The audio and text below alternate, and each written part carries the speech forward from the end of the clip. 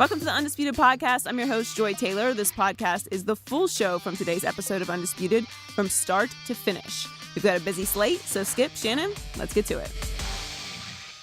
Hi, Joy. Good morning, Joy. How you guys doing? Hey, Skip. Where is the goat mask? Skip, leave me alone. I need the goat mask. I want to wear it today because your guy, LeBron, he was like the literal goat, the lowercase goat of the game last night. Like Skip, that was very unnecessary. Yeah, I don't know. You do know. I don't get it. You picking. No, I'm not. Did your mom tell you about making fun of people, Skip? She did. And you still doing it? She always told me, if you can't say anything nice, don't say anything at all. Okay. And look at me now. And you've been talking for 40 years. Talking crazy about people. Let's get started with a bad loss for the King. The Celtics are now a perfect 10-0 at home in the playoffs. After beating the Cavs in Game 5 last night, Jason Tatum led the way with 24 points and 4 other Celtics scored in double figures. LeBron had 26 and 10, but the rest of the Cavs starters struggled. He also turned it over 6 times and looked tired during the game. LeBron and Ty Lue both talked about that afterwards. Let's take a listen. Did LeBron look tired to you? And especially, did you think he looked tired at all tonight? He looked a little tired to me, yes.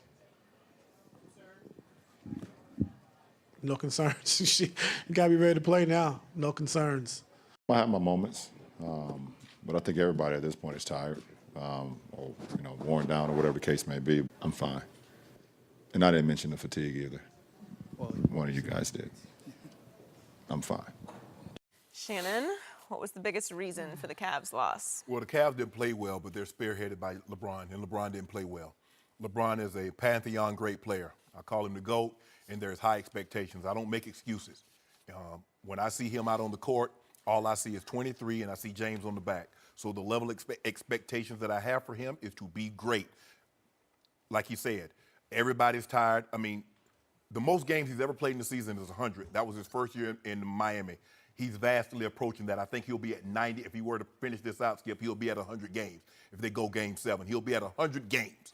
So that was, 4 years ago. So he's obviously a little older now. But Skip, when JR, Tristan, and George Hill, Skip, 2 of 14, 10 points, LeBron outscored the rest of the starters by himself.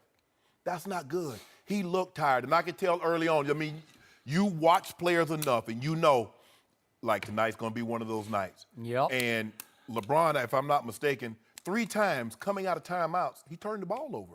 That's the problem that they're having. If you look at them in the first quarter, especially on the road, with the exception of Game 2, which was an anomaly, they've been down 13 or 18 points. Skip, you can't have 5 turnovers with 7 made field goals in the first quarter and expect to beat a team in a conference final. Granted, they're young, but if you turn the ball over 5 times and you only have 7 made field goals, that's probably going to lead to a disastrous first start.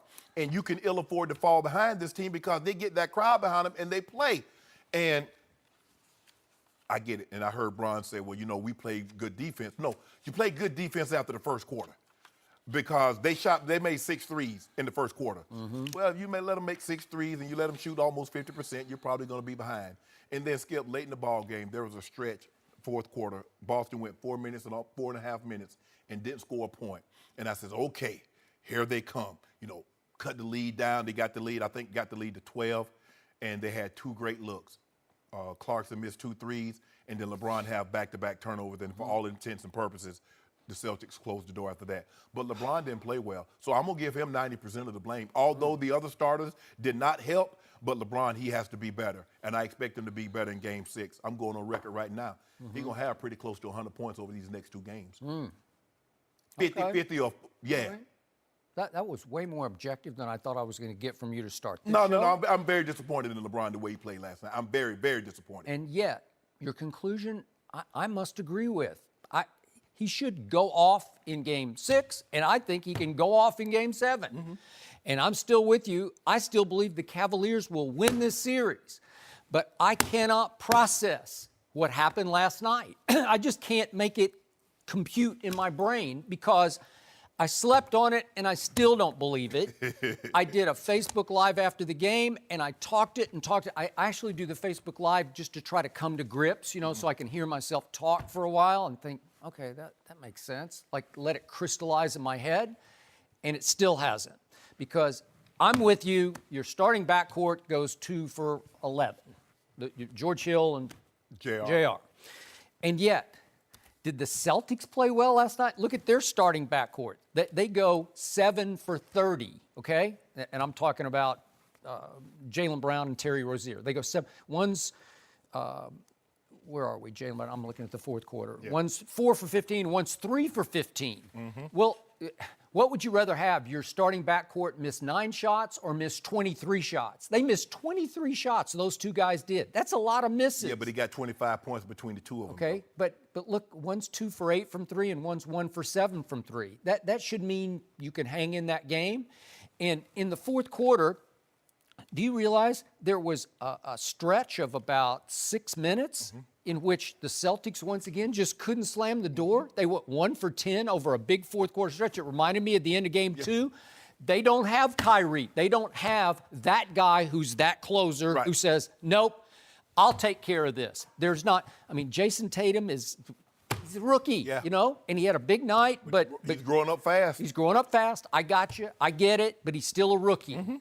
What is he, 19 or 20? I don't know, 20. I think he just turned 20. Okay, so he's not done all this yet. It's all new to him.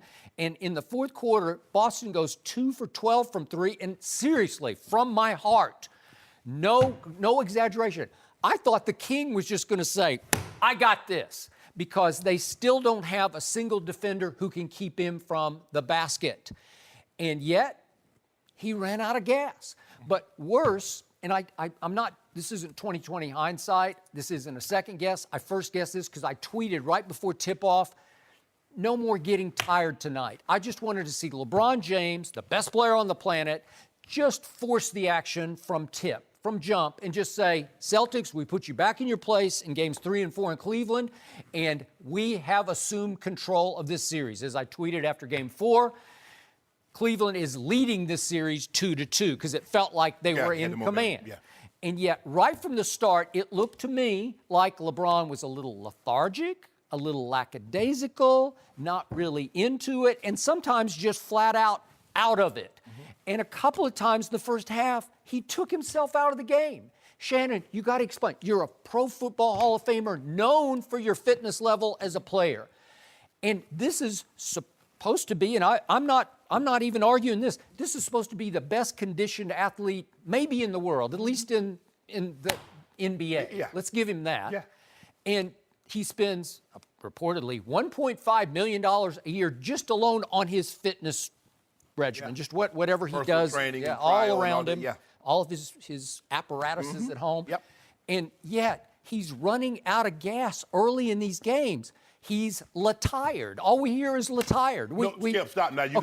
This game, he looked tired. Okay, the other games, but his quote after game 4, remember, The Athletic hit him up about, what's this stat about you're the slowest player in the league? Well, obviously, we scoffed at that because he's slow, because he does rest some on defense, and occasionally he rests a little bit on offense.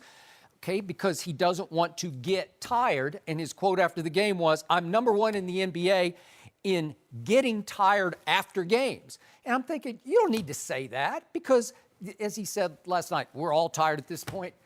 The Rockets were tired the other night. Did they not gut it out in the fourth quarter? You don't think Chris Paul was tired after that game? Has LeBron been more tired than Chris Paul was after game 4? Well, the difference is, Skip, is that he had James Harden. James Harden did have 30. Well, James Harden did not score the rest of the starters by himself, which LeBron has done a couple of times. They just in these played playoffs. Such hellacious defense from start to finish against arguably the best offensive juggernaut we've ever seen. Correct. Okay, so here we go again last night, and LeBron was careless with the basketball. He had 6 more turnovers, and it was like he's just not into it. And then the turning point moment of the night for me was on offense when it's about, if we could see this, 9 minutes left in the third quarter when he shoots the left-handed shot in the lane. I'm like, come on, what are you doing? He just throws up a left-handed air ball, spins and shoots it left-handed in the lane. That just You know what the message is to all those non-LeBrons around you? I'm not taking this that seriously. I'm thinking at that point, is he just saving it for the fourth quarter? Is he going to make a run? Because I thought they'd make a run and just rip Boston's heart out, rip the fans' hearts out in a basketball sense. We've seen him make that left-handed shot before. Okay, but that was just like, I don't really care about this. Come on. Nobody can keep him from the basket. And it got so bad. Could we see the other play? This one just got me. This is the one near the end of the game. It's the Terry Rozier play. He gets Rozier on him, who's 6'1", and LeBron's taking it to the basket. And at the last second, I'm thinking, he's going to dunk on him, and he tries to kick it down the baseline to George Hill. And I'm saying, LeBron, you had him. You had a 6'1" guy at the rim. What are you doing? Yes. Is he just tired? I don't know. And then there's some story. I predicted this on Facebook last night. Now we're going to hear something about something's wrong. He's either hurt or he's sick or he has a personal problem and he's got a cold or something. Upper respiratory. Yeah, that's what it looked like to me. And today, I think we'll hear that he's suffering from chronic fatigue syndrome. I don't know. It's always something. And I'm not buying it because, seriously, I don't want to do the whole Michael Jordan thing again, but I covered Michael Jordan. I watched in '98, his last year in Chicago when he was a year older than LeBron is right now. He was 34 to LeBron's 33. And they had a physical, just grueling battle with Reggie Miller's Indiana Pacers, 7 games in the conference finals. And then a very physical battle with Karl Malone and company in the finals up to Game 6. And Scottie Pippen was sick in Game 6. And nobody ever said a word. In all the time I was around Michael Jordan, I covered him, I knew him. Nobody ever brought up, he's tired tonight. It was just never a factor. I was around Magic in a lot of playoff series. Nobody ever said Magic was tired tonight or Larry Bird was tired tonight. You just didn't hear it. Because, It Skip, just wasn't an none issue. of these guys had to carry the load. Magic had Kareem and Worthy to help with the scoring. got it. Jordan had Scottie Pippen and Dennis Rodman. One was this facilitator assist, and Scottie Pippen, Dennis Rodman got the rebounds. They didn't have to carry the offensive load because remember, Bird had Parrish and McHale. Both of those guys are in the Hall of Fame on the first ballot. So those guys didn't have to carry the load that LeBron is having to carry. But I'm not going to excuse his play last night. I get it. Yes, you have to carry the offensive load, rebound, assist. I get all of that. But when you step out on the court, all I see is Cavs on the front, and I see James on the back, and I expect a virtuoso. When I go to a movie and I see Denzel on the movie screen or I go to Broadway, I expect Denzel to give me Denzel-worthy performance. When I watch LeBron James, be it on TV or in person, I want that performance. And you know what? I'm just thinking back.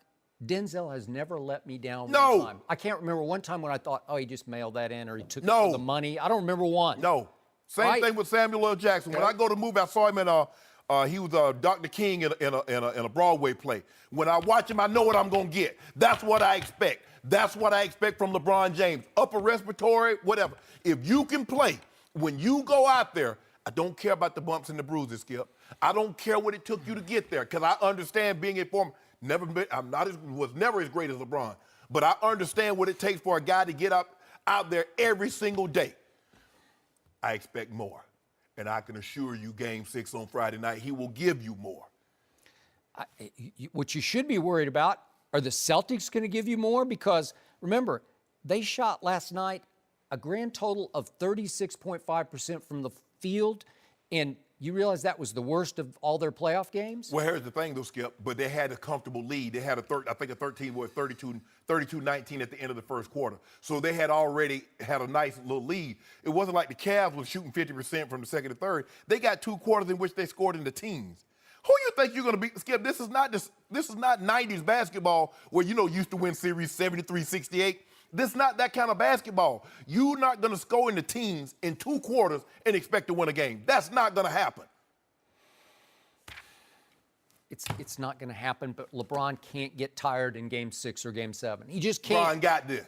Well, he better got this. He got 90. Let me tell you a stat line, Skip Bayless. 90-plus points, at least the bare minimum, 17 rebounds and 20 assists. Book it. For these 2 games. For these 2 games. All right. So 90 points would be 45 and 45, right? Yeah, I said 90-plus. Okay. I'm thinking if I should. Yeah, you will think on it. The reason I can't take the bet is I want to agree with you. And look, do we know that LeBron has had some epic games in that building before. You know, closeout games. Hey, well, what about that Game 6 in 2012? Yeah. LeBron had melted down in the 2011 finals first time around with Joy's Heat. And then the next year, they get in a dicey situation. They're facing Game 6 elimination at Boston. And he went for 45, to your point, and 15 rebounds and 5 assists. And it was a tour de force. He made 19 of 26 shots in that game. And then they went home and just cakewalked over what was left of the Celtics' psyche. And on to the finals they went. And that was LeBron's first ring. Yeah. Okay? So he's got that in him. Yeah. And And you've seen it this playoff, 6 of them. I still don't believe this team is as good as that. I know that was kind of the end of the Celtics, but I still think this team is easier to beat than that team is. Well, this team is more athletic. They're younger, and they can rotate multiple times. That's what they can do. Now, what they lack in experience, they make up for in athleticism. And Brad Stevens is equally as good a coach as Doc Rivers. I believe Brad Stevens is the second best coach in the NBA behind Greg Popovich. That's what I do believe. So, with that being said, I expect Bron. And it looked like to me, Skip, they went out of their way to try to get Kevin Love involved because they need to get Kev going early. J.R. Smith, I don't know what J.R. do. You know, I need to have going and ship him on him like Casey. When that old dog, he get some of that dog in him because he be flying around, letting them threes fall out the raptor. But Skip, JR and George Hill, Skip, they can't play like this. Like I said, anything over 6 points, I could take from Tristan. He did a great job. Al Horford gets most of his points, not against Tristan. It's that when they get the switches on him, or Larry Nance Jr. or Kevin Love. And it seems to me like Kevin Love struggled, Baines is too big, Horford is too strong, Morris is too quick. So if he's not raining threes or playing offensively very good, Skip, you know he's defensive liability. So we know that. I mean, they got the guy at the top of the key, and Morris rolls right down to the basket, lays the ball up. Kevin Love looking like, Kevin, that's your guy. That's your guy. But I put this, Okay, I'm going to give Bron 90% of the just, blame. You mentioned this, but I'm going to drive this point home.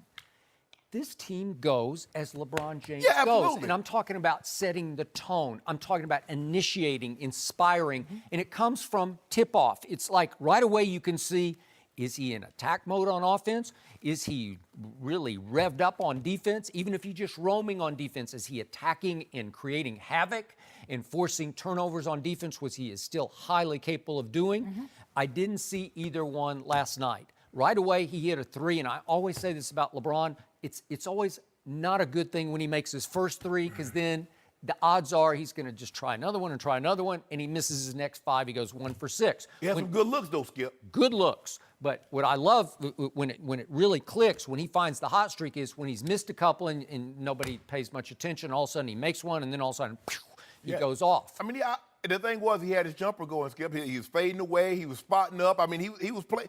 But I just didn't see, like you said, I didn't see the tenacity. I knew something was wrong, Skip. He missed 2 point-blank layups. Point blank. I'm talking about right there at the rim. And he missed it. And then both times he turned to the ref like, oh, you missed another call. And one time you got to run back. Yeah. Because they're going to go. No, he ain't running back. You're not running back. I mean, because there's one time, he could have challenged Tatum, and he didn't challenge him. He's like, he had nothing, Skip. He was on fumes last night. So I'm going to chalk that one up. Okay, I'm going to give the Celtics credit. Celtics, you played well. You had what? You had another 1, 2, 3, 4, 5 guys in double figures. You had 2 guys off the bench in double figures, 26 points off the bench. But watch Game 6, Friday night. I'm going to do me a Facebook Live. Okay, good. All I know is that at the end of the game, I don't want to see LeBron James make the statement he made last night, because he didn't go sit with his teammates. He went and sat when he took himself out of the game with, I don't know, what was it, 4 minutes left. He goes and sits on the edge of the scorer's table, and he takes a full bottle of water, and he chugs the whole bottle as if to send the message to all of his apologists out there. Nobody's apologizing for I'm dehydrated. I'm tired. I've run out of gas. You can't run out of gas. We're too close to home. I told you the other day, the light at the end of the tunnel is getting bigger and bigger, because not only is it maybe not Golden State, it could be Houston. They'll be good against Houston. They'll be better against Houston than they would be against Golden State. So everything is shaping up perfectly. The planets are aligning, and you can't take care of these young Celtics. Oh, you thought he was drinking water when he's on the court scoring you table? think it was- No, that's that high test gas. That's that high test. Oh, 'cause he's he's out of fueling gas. up. Oh, he's fueling up. Oh, yeah. Oh, yeah. Vibranium juice? Ooh. Watch Friday night. Why doesn't he get to take the vibranium on the road? Can you not get it through security? Yeah. But here's the thing. Do they here's check the thing. for it? See, he wins this game. I mean, you know how LeBron got to do this thing. He got to make an entrance game Gotta be 6, game dramatic. 7. Yeah. Maybe he's making up for that terrible Raptors series. Well, yeah. Who had a terrible reputation? The Raptors. Oh, We did. Yes, We had a terrible as series because fans. we had to watch it, right? So now it's all set up. It's epic, right? You've got it perfectly positioned to come through with maybe 50 at home, and then maybe no, I have a feeling he's gonna get like 40 plus at home. He'll get 50 on the road. 50 on the road. Yeah, he's gonna be the first guy to get 50 in a game 7. Well, if he scores might need to. 50 in a game 7, I'm pretty sure they would win that game 7. But if they don't, what you gonna say? If he gives you 50, 8, and 10, what you gonna say, Skip? That he probably shouldn't have taken game 1 off.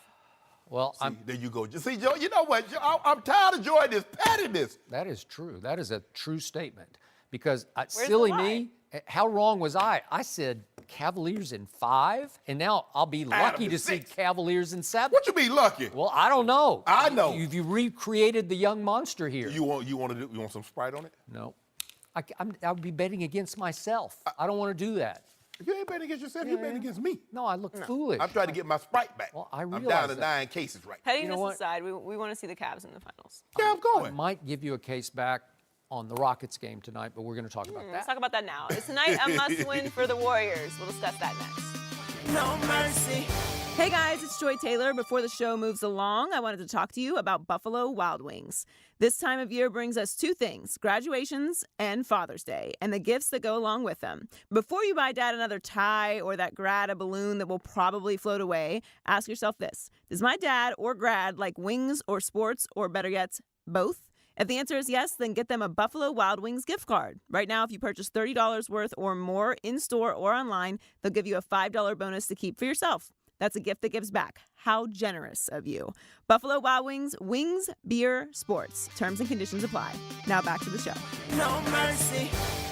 Yesterday, the Milwaukee Police Department released video of Bucks guard Sterling Brown being arrested and tased back in January. Brown was initially questioned by one officer for a parking violation before multiple officers appeared on the scene. Charges were dropped against Brown, and the chief of police said the officers, quote, acted inappropriately. The Bucks said the arrest was, quote, shameful and inexcusable. Brown issued a statement saying, quote, my experience in January with the Milwaukee Police Department was wrong and shouldn't happen to anybody. What should have been a simple parking ticket turned into an attempt at police intimidation. This experience with the Milwaukee Police Department has forced me to stand up and tell my story so that I can prevent these injustices from happening in the future. I will take legal action against the Milwaukee Police Department to continue forcing change in our community. Shannon, what's your reaction? How did a guy partially parking in a handicap zone, how did it escalate to this? He should have been issued a citation.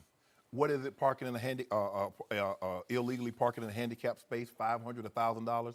That's what it should have been. The officer escalated this incident, Skip. At one point, the officer says, I own this. You see what he did? And Sterling Brown says, but you don't own me? Yeah, he meant I own this situation. Yeah, or this, I got the power. Yeah, I got this right. badge, so I own all this right now. Yeah. Skip, I'm trying to figure out. They says compliance. Sterling Brown never raised his voice. He's complying. What did it get him? If you comply, when can we be right in this in a situation? It's just like with anything, Skip. If I'm speeding, I'm wrong. Issue me the citation, but don't escalate it. But see what happened when he saw Sterling Brown? How was he dressed, Joy? He had a hoodie on. He had the hoodie over his head. So now all of a sudden, his antenna is raised. Because if you watch the entirety of the interview, this video, you see the officers shining lights through his car. They're trying to see, because see, that's the end. He got a hoodie. Let's see what else he got. Now they're telling the man to take. At what point later in the interview, in the video, Skip, they say take your hands out of your pocket. Now the officer at no point in time, he was talking to him for 10 minutes before backup came. Now why would you need 15, 20 officers for illegally parking in the handicap zone is unbeknownst to me, but that's neither here nor there. But what do you think the temperature is? Let's just say, for the sake of argument, that's 9, 10 o'clock at night. It's January. In 26th. January in Wisconsin. Yeah. So what do you think? What do you think the temperature is? I don't know. And it looked like Sterling just had kind of a light jacket on. Yeah, 'cause he had was just he had a running hoodie. into Right. Walgreens and coming back out. Correct. Yeah. This happened in January. Yeah. They just releasing the tape in May. So how many other instances are this? Skip, if there was no camera, you know this is not how the story was going to go. You know now, because this is what we know. When it comes to my word against the police officers, 99 times out of 100, they're going to believe them over me. It just so happens that this got caught on tape. But what happens to the person that's not a professional athlete? Like most of these unarmed black men and women are? A commissioner, other owners. That's why Colin Kaepernick took a knee. This is why. Got to be disrespectful to the flag or the anthem. Correct. For this very reason that you start to see here. Skip, I don't know how an unarmed African-American, let's just take it for Sterling Brown as a male. I just don't know how he can win. I don't know how we can win. And for me, it's the same thing, Skip. I already know I'm shooter brother size, 6'2", 245 pounds. So my job, Skip, is you pull me over, how do I get you to my vehicle? From my vehicle, back to your vehicle, you on your way, I'm on my way. How can I do that as quick as possible without escalating? I say very little, Skip. Oh, you're Mr. Sharp. I sure am. Do you know what I stopped you for? I sure don't, sir. Got to. Everything is yes, sir, no, sir. I shouldn't have to do it. But I'm going to put you at ease. I just want you to know, hey, I ain't here to do you no harm. Give me whatever violation I did. I'm going to take my chances in court. If I think I did wrong, I'm going to pay the fine. If I didn't, I'm going to contest it. Skip, this man did nothing. All he did, Skip, in his tone, he didn't get angry. Did not. He didn't raise his voice, and the dude just kept trying to escalate it. He kept trying to provoke him. And then the man gets thrown on the ground, 5, 6 officers on him, and you tase him while you got him on the ground. And somehow, he was in the wrong for a simple violation, a parking violation that should have been paid. He could have paid $1,000 if that's what the fine is, Skip. This is so unnecessary.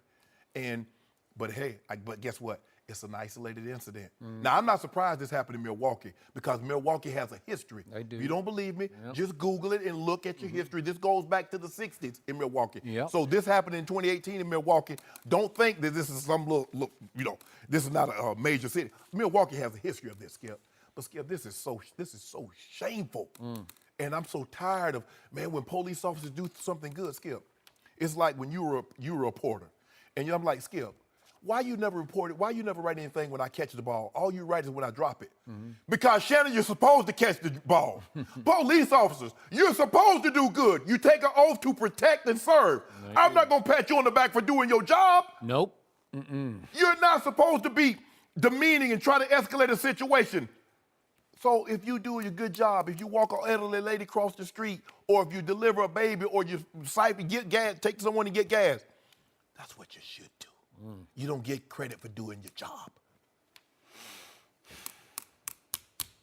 So, before I respond to Joy's question about this, quick aside, you realize you have somewhat of a personal connection to this. You know where he got his name, right? Sterling? He got it from your brother. Really? Yeah. Because his big brother is named Shannon, and so the parents wanted to name Shannon and Sterling so that the two sons could maybe sort of one day achieve what you guys achieved. I didn't know that. That is the truth. Oh, she is thorough. Yeah, how about that? Yeah. Anyway, so now back to reality here, but it's a pretty cool connection. It is. So, by the way, Sterling played at Southern Methodist University for the great Larry Brown, and he was a second-round pick and wound up with Milwaukee Bucks. And so let's go back to square one here. And to your first point, let's be perfectly clear about this. He did, quote-unquote, break the law. You can't park sideways in handicap spots, even if it's 2 o'clock in the morning at the Walgreens. And I'll say this, and I could be dead wrong about it, but I'm pretty sure if me, a white guy, parked sideways and a cop saw me do that in a Walgreens parking lot that's basically empty at that point, he's probably going to cite me. He's probably going to write me up, I think. I don't know. Maybe I'm wrong about that, but I've had stuff like that happen to me as a white guy because that's just blatant violation. Right. But to Sterling's point, He just said, I just wanted to run in. So he pulls up, and he's not even in a showy, flashy car that's going to draw attention. Right. It's a courtesy car, so his car's in the shop. Right. It's a Mercedes, but it's just a basic Mercedes, and it says courtesy car across the back, whatever. So now, the first blunder is the cop's blunder when he kept talking about, what did I do? And he goes back and looks at his computer because somehow he types into his computer that he needs some backup here before he approaches Sterling. Right. And he must have hit all the wrong buttons because he does a virtual like APB. He does like bank robbery in progress because they come flying from everywhere. There were, how many cars did we count? There were 4 other police cars roll up with their lights and sirens on. Yes. What? Yeah. What is this? If you're Sterling Brown, what are you thinking? Like, what is happening to me? Almost like it's a police standoff. Yeah, and at one point, you can count the video, there were 8 other cops besides the first guy. Correct. And then at the very end, 2 firemen show up. And the first cop is over in his car saying, I don't know what I did. And he's fumbling with his computer. It's like Keystone Cops. Right. It's just like buffoonery because he keeps telling each carload that comes up of 2 cops, I just wanted 1. Well, what did he do? So they just look like fools to start with. Yes. And it puts Sterling in a worse and worse situation where he's like, what did I do here? Correct. Okay, and it's cold, and he's not with a big parka on, and Got a hoodie. he's got his hands in his pocket. Okay, so then the first confrontation is, this could have been handled so easily. This is where the policeman has to be cool. He has to just be like, figure this out, and just say, hey, you're breaking the law here, and I'm going to have to write you up. It's pretty simple. Simple. And Shannon Sharp says, Okay. you got me, okay. That's it. Okay. And this can be done in 5 minutes, right? Yes. Maybe 10? Absolutely. Maybe? Yeah. Okay. And is it a big fine? It just is. It's Yeah. just the way, it's all posted up Yeah. there on all those handicap signs. $500,000. Okay, whatever it is, and you go on your way. Correct. And then it starts with this harassment of, back up. Back up what? At first he was just trying to get in his car Right. for Sterling, just trying to turn sideways. He wasn't physically threatening or trying to intimidate physically. He's 6'6", but he wasn't, again, you're Broader. broader. Not as tall. But he's a tall kid, so I don't know. Does the officer feel threatened? Maybe. I don't know. What's the mentality of this? Because there's been so much that's gone on before, but again, the guy's just got to be cooler. Like, it's not that big a deal. Right. And I'm not saying that Sterling Brown is being Mr. Nice Guy here, but he is not being confrontational at all. No. He's answering the questions. Yes. He says what his name is, and he doesn't play the Milwaukee Bucks card until 10, 12 minutes into it, and he finally tells some of the other officers, hey, I'm a member of the Bucks. And then the first guy is a little offended by it. Oh, he says he's a Buck, big deal. Who cares about that? Blah, blah, blah, he says. Because I went back to do this with Michael Irvin in Dallas. Sometimes if you say, do you know who I am? Right. It works against you, right? Yeah. They don't want to hear that. No. When I get skipped, they look at are you the Shannon Sharp? Yeah. Yeah, I am. That's it. I'm leaving it like that. I didn't play for this. But, hey, are you the? Yes. So it's just, it's so preposterously wrong from the start. And thank God he's got his helmet cam on or whatever. I don't know where the camera is, but thank God you got that, or it could have gone completely over the edge. Yes. As it has in other instances. Because let's just say for the Skip, if Sterling Brown tries to tell his story with no video to back it up, and the police tell their story, who do you think the court's going to believe? Skip, a lot of times, even when it's on camera, the jury won't believe what their eyes tell them, and they see it. When you, Skip, we watched in Charleston, South Carolina, we watched Walter Scott get out of his car and run. Yeah. The officer shoots him in his back. He did. And he hung the jury. Now, when Pookie robbed the liquor store and the cameras get him, jury don't even need to deliberate 2 minutes. He hung a jury when an officer shoots him in the back. So if Sterling Brown does not have this body cam, I believe this should be a national mandate, Skip. Every police department should have a body camera. They got to, Skip. In today's time, there's no reason. That way it takes out he said, she said. Yep. Now, I'm not so sure that even though that they have the camera, because at the end of the day, the courts give the officers great latitude. and the courts have said any perceived threat, be it real or imagined. So imagine that, Skip, if you were a regular citizen and you walk across the street and punch somebody and say, you know what, I felt he was threatened, because that's what this kind of power the officer has. Any threat, real or imagined. So that gives him great latitude. This should have never happened. Sterling Brown should have had to pay a $1,000 fine and went on his way. That is correct. Why? And it ended up being 21 minutes, him face down on the cold Milwaukee pavement with a taser in his back or his buttocks is unbeknownst to me, Skip, but this is unacceptable. And Commissioner, we're gonna deal with you a little later, but just in case you didn't know, This is why. this is why. It's not about the flag, the military, or the anthem.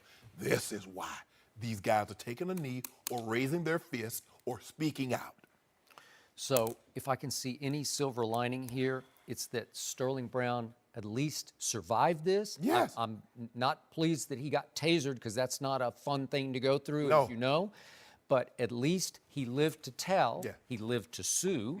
And at least the video has been released where maybe this sends some subliminal message to cops everywhere No. that you got to be a little more mindful of the circumstance. Because for as many times as the Milwaukee Police Department comes out and says this is unacceptable, there's so many, like the New York when Eric Garner or Alton Sterling in New Orleans. We've seen so many other, or the Tamir Rices. We see so many incidences where, hey, no, it's not going to, until we have some accountability. Now, we're going to have some of these, Skip, or they're already back on the job. They've been suspended. No one said what the suspension was, so we don't know if and when they were suspended, but they're already back on the job. Skip, normally most people, you can't do something this egregious and get your job back.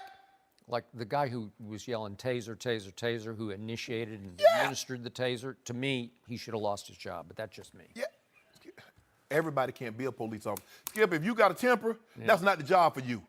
Because, hey, first of all, sometimes people get upset because you got them pulled aside the road or you approach them in a certain way, so they get upset. The thing is, you need a calm and soothing voice to calm the situation. No. De-escalate. Everybody can't be a police officer, and there's just certain professions where you just can't be a bad person. No. And a police officer is one of them. No. You can't be a bad doctor. No.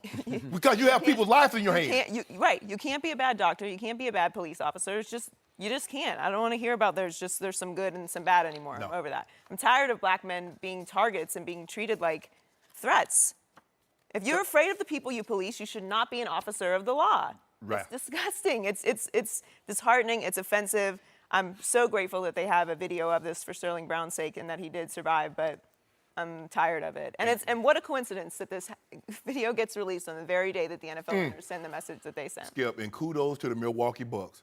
Boy, whoever wrote that Yeah, statement. no, that's a statement. The NFL, y'all need to hire him. Whatever the Bucks are paying him or her, y'all need to double, triple that Quadruple salary. it. Ooh, that's what y'all need. That's how you write a statement, Skip Bayless. No mercy. Next up, the Rockets host the Warriors in Game 5 tonight. Houston tied the series on Tuesday after coming back from a 12-point fourth quarter deficit. On the Warriors side, Andre Iguodala and Klay Thompson are both listed as questionable for tonight's game, but yesterday Steve Kerr said Klay should be fine. Shannon, who wins tonight? I'm going to take the Rockets, Skip, for the very reason that Joy mentioned, that Iguodala is still a little nicked. Klay is nicked. And his thing, Skip, that knee. He's a shooter. He's an on-ball defender. He's their best on-ball defender. Andre Iguodala is their second best on-ball defender. Now, if you got knee problems, you got lower leg problems, Skip, that's going to be a problem.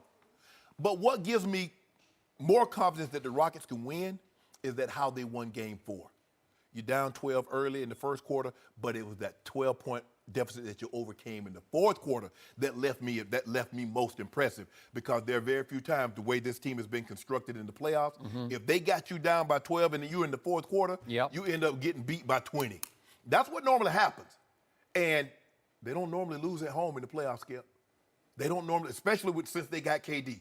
And for them to win how they won, they're going to be playing with a lot of confidence. The Rockets play tremendous defense. They can. P.J. Tucker is a great on-ball defender. He is. So is Ariza. Yeah. Chris Paul is the best point guard on-ball defender in all the NBA. Clint Capella can play defense. He can. So they can make up for James Harden, because, Skip, I'm sorry, he needs to frame. Those two plays that he made on KD, that needs to be run on a loop. Because I don't know if he'll ever make two better plays in a playoff than what he made then. But, Skip, they can play. Chris Paul, they're exercising some of those demons, Skip, because Yep. it's going to be real easy for them to go and hide. They down 12 against the best team in the NBA, our all-time great offensive team. They hold them to 12 points. That's saying something. They didn't shoot the In the ball fourth well quarter. in the fourth quarter. At Oracle. But you got to give the Rockets some credit for pushing up, making them contesting those shots. I'm gonna take the Rockets in this ball game, but I got a feeling this thing is gonna go 7. And when all the marbles is on the table, I think I'm gonna have to go to the other team then. But I'm taking the Rockets in Game 5. I don't have great conviction about anything I'm about to say because this whole series has shocked me at every turn. Yeah. Every game has been exactly what I didn't think was going to happen, and we have ridden this roller coaster because Game 1 at Houston, I thought the Rockets would probably make some statement like we won 65 games and by God we're going to defend our home floor Plant one their time, flag right? early. Plant the flag. And they get blown right off their home court by Kevin Durant's 37 points. And then we come in the next morning and say, that's it. Get the Rockets out of our sight. This could be a sweep. And Houston plants its flag in Game 2. And P.J. Tucker scored a playoff career high 22 points. And I'm thinking, can he do that again?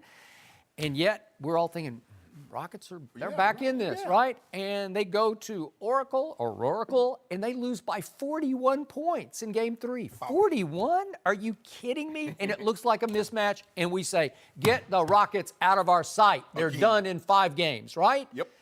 And then that happened. And in all my years of watching NBA playoff basketball, I don't think I've ever seen anything like that. I told you, if ever there was a sure thing, a cinch bet, it's Warriors by 12 with 10:45 left in the fourth quarter in their building. Are you kidding me? And you blew that lead? It's like whatever least could happen keeps happening, right? Yes. And yet, now we come back and we have Rockets at home in command. Well, I ask you, are you sure this team can, as they say, stand prosperity? Can you take the expectations? Can you deal with your success? You're in position A now against the defending champs. Right. Can you now say, okay, we got this? Can you live up to your pre-series expectations of 65 wins? Wow. I don't know about that. I'm not sure. Maybe the mentality changes completely because now you've changed the Golden State Warriors into the pitiful little underdogs, right? That's correct. That is correct. It's Skip. Game 4 was kind of like the first because I've never seen a game like this where the Warriors win the first quarter by 9, and then Houston win the second quarter by 17, and the Warriors win the third quarter by 14. It's and impossible. How do you? It just doesn't happen that way. No, not the ebbs and flows like that in a game of this magnitude. I mean, and to hold Golden State to 12 points with that firepower. That's unbelievable. Yeah, I mean, that's poor shooting, but I think I'm going to have to give some of that credit. Now, granted, how healthy is Klay? Skip, for Klay Thompson, his legs is everything. He's a jump shooter, and he's an on-ball defender. Now, I know Steve Kerr said he expects Klay to be there, but that's easy for you to say because you don't have to shoot a jump shot and you don't have to slide and try to stay in front of James Harden. So it's a lot easier to say he's going to be there as opposed to him getting out there because when he hurt that leg, he never looked like the same Klay Thompson again. He did not, but he did stay in the game, and he finished the game. That's adrenaline, Skip. So on the day off, did it start to throb and ache? Is he thinking that they haven't officially said either of these guys will play tonight? And you got to fly. Well, that's never good. I know it swells. Yeah. Yeah. So I don't have a whole lot of confidence. I'm banking on the fact that they won Game 4, and in the fashion in which they won Game 4, they will play with some confidence. I believe that crowd will be electric. It's very important that the Rockets get off to a fast start. Very important. We know what the Warriors are. The Warriors are great, but they're front runners. Now you let them start threes, and Steph gonna start shimmying, and KD gonna start leaving that hand up in the air, and all of a sudden and Draymond will start talking. Yeah, he gonna start pushing. You gonna push James Harden down, and you know, getting somebody this is some bull jive call. I can't believe this. So Rockets is very important that you get off to a fast start and try to take some of their momentum away because they're coming in. They're gonna come out and try to punch first. They're gonna try to land a couple of haymakers early. This is probably just stubborn pride talking, but I'm going to stick with Golden State in this game just because I picked them in 5 games in this series, and that ain't going to happen, obviously. So I'm just going to stick. We got Sprite on this. Okay. Well, it's Diet Mountain Dew on this. Yeah, side. but you owe me Diet Mountain Yeah, Dew. but I you owe only got Sprite. 9 cases. I only got 9 cases. About to So be 8. I'm going to hand you this one back. No. I'm going to do you the biggest favor I've ever done you, and I'm just going to say here and just push it right into How the about, middle how of about the this? table. This is what I want you to do. I want you to say, I guarantee a win. I will not say that ever again. It's the kiss of death. It's over. I Guarantee did. it. It You just get- flew right out of my mouth. Hold on. They got the best player in the NBA, a top 5 best player, a top 20 best player, Yep. 2 of them, and you can't guarantee a win? Nope, not tonight. I told you I don't have great conviction about this, but I'm sticking. I'm having the courage of my convictions pre-series. I just think they're better than the Rockets, and I'm not sure the Rockets I agree. can deal with the expectations because they will go through that roof tonight for the I Rockets believe to the win. Warriors healthy, but they're not healthy. They're not healthy. Now Steph Curry's health comes and goes. Yeah. He goes for 11 in 3 minutes in 90 seconds. Oh, look at him, he's healthy. He goes 1 for 8. That knee's acting up again. So his health comes and Yeah, goes. I don't know if it's his health and as Yeah. much as it's like blame the knee. Yeah, and you know, that thing comes and goes. I ain't never seen injury come and go like that. Yep. He drops 35. Boy, he looks healthy. Best he look. He goes 1 for 8. Man, So the Rockets are a 1-point favorite at home. Are you going to give no, me the one? no. No? No. You don't have the guts to even give me a I ain't got point? no guts. All I am, Really? I'm an android. Oh, Yeah, really? I got no guts. Really? Got bolts Okay. and batteries. That's all I Okay, run on. that's So all. I got nothing. Feel nothing. Interesting. Okay, I'm going to give you back a case. I've made it Don't do that, clear. Skip. Don't I'm do giving that. it back Skip, to don't you. do that. Don't do that. I will guarantee I'm going to give you a case back. That's what I'm going to guarantee. No. Guarantee a win. Nope. Have the curtain. Hold on. I don't. I told just you up said- front I don't. You just said the Warriors are a better team. This is just stubborn pride talking. I'm just sticking with what I believed from the So start. you don't believe the Warriors are a better team? I do. Okay, well, go ahead and do it. Guarantee it. It's at Houston, and they got all the momentum. They just won Did in you Houston. see them play defense? They just won in Houston like 4 days ago. Oh, they won. Game 2. I know. I mean, Okay. honestly, with this series, who knows? It is a big who knows. Who knows? Yep. Well, you got to give the Rockets some credit. I Yeah. certainly didn't give the Rockets a chance before the series. Beard ain't gonna keep on shooting 2 for 15 from the You better three-point hope line. not tonight. Oh, I've got a feeling he's gonna go for about 40. The NFL has a new national anthem policy, and we'll discuss that next. No mercy. Yesterday, NFL owners approved a new policy requiring players to stand for the national anthem. Players may stay in the locker room if they choose not to stand, and teams will be fined if their players, quote, do not stand and show respect for the flag and the anthem. The Players Association spoke out against the new policy yesterday. 49ers owner Jed York said he abstained from the vote, and Jets chairman Christopher Johnson said he will pay for any fines for the players. Shannon, what's your reaction? I'm very disappointed. I'm very disappointed in the commissioner and the language that he chose to use, that he wanted the players to show respect to the flag and to the anthem. Now, this is what he said in the same statement. Skip. He said it's very unfortunate that the on-field protest created a false perception among that thousands of NFL players were unpatriotic. This is not and was never the case. So if that's the case, then what do we got here? See, what he's doing in an effort to appease everyone, he appeases no one.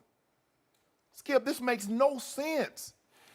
Commissioner sat in a room, so did the 32 other owners, Skip, with Malcolm Jenkins and some of the others, and they say we have the utmost respect for the military. We have the utmost respect for the flag and the anthem. But what this protest is about the killing of unarmed black men and women in America. Yep. The injustice in our judicial system. They said that to Commissioner. And for you to come out and say it's about respect, show respect to the flag, Commissioner, do you realize you echoed a sentiment that a man in Huntsville, Alabama, he called the players of your league in which you preside over, he called them SOBs. And all you did was echo what he said because he said he should throw them out. Now, he just said he just went on a show this morning and said, he said they should be kicked out the country. Out of the country, so he doubled down on they should be No. fired. Yeah, out not of the fired. country. Yeah. Out the country. Yeah. Skip, I've been trying to figure this out for the longest. Joy, maybe you can help me. Why is it when blacks voice a complaint, they're complaining, and when whites voice a complaint, the system has failed them? Because the system was not designed for black people. Oh, okay. And he says, Skip, he says, we believe today's decision will keep our focus on the game and the extraordinary athletes who play it, and our fans and on our fans who enjoy it. Where's this we? I could have swore George Atala, who's number 2 in command over at the Players Association, said they had no seat at the table. I don't see any players that said they had a seat at the table. So what is this we? No, 32 owners and the commissioner made a unilateral decision that this was going to be, this was it. So the question that I want to have, because what it seems to me, Skip, and maybe you can help me understand this. It seems that the NFL will tell you what you can and will support and what they will and won't support. So when it comes time to breast cancer and colon cancer and heart disease, can I cover that patch up? Because maybe I don't want to represent that. And when it comes to military month, can I cover that patch up? That's what I need to know, because you're trying to tell me what's important. See, what's important to you. See, you're telling the players, that's not important to us. So do this. This is important to us. So we're going to do that. Yep. Commissioner, I'm just so disappointed in you. I'm so disappointed that you would echo and co-sign. I just want to know one thing, that I don't know if it was, maybe it was last year, Joy, that there were some people that's marching down in Charlottesville, Virginia, and they had their American flag, and they were yelling things. Were they respecting the flag? Were they respecting the anthem, Skip? Were they respecting the military? I just need to know. Because Nate Boyer, who's a veteran, told Colin Kaepernick, Cap, although I don't agree with what you're doing, can you do this favor to me? Can you take a knee? And Cap said, sure. I think the most respectful thing a person can do is get on a knee. Because when you go to church and you pray, you get on a knee. Because you come in before God with a bowed head and a humble heart. The most respectful thing you can do, Skip. So I want to know what the gesture is going to be, Skip. So if I don't have my helmet in my left arm and my hand over my heart, would that be viewed as a non-gesture? I mean, if I raise my fist, is that a gesture?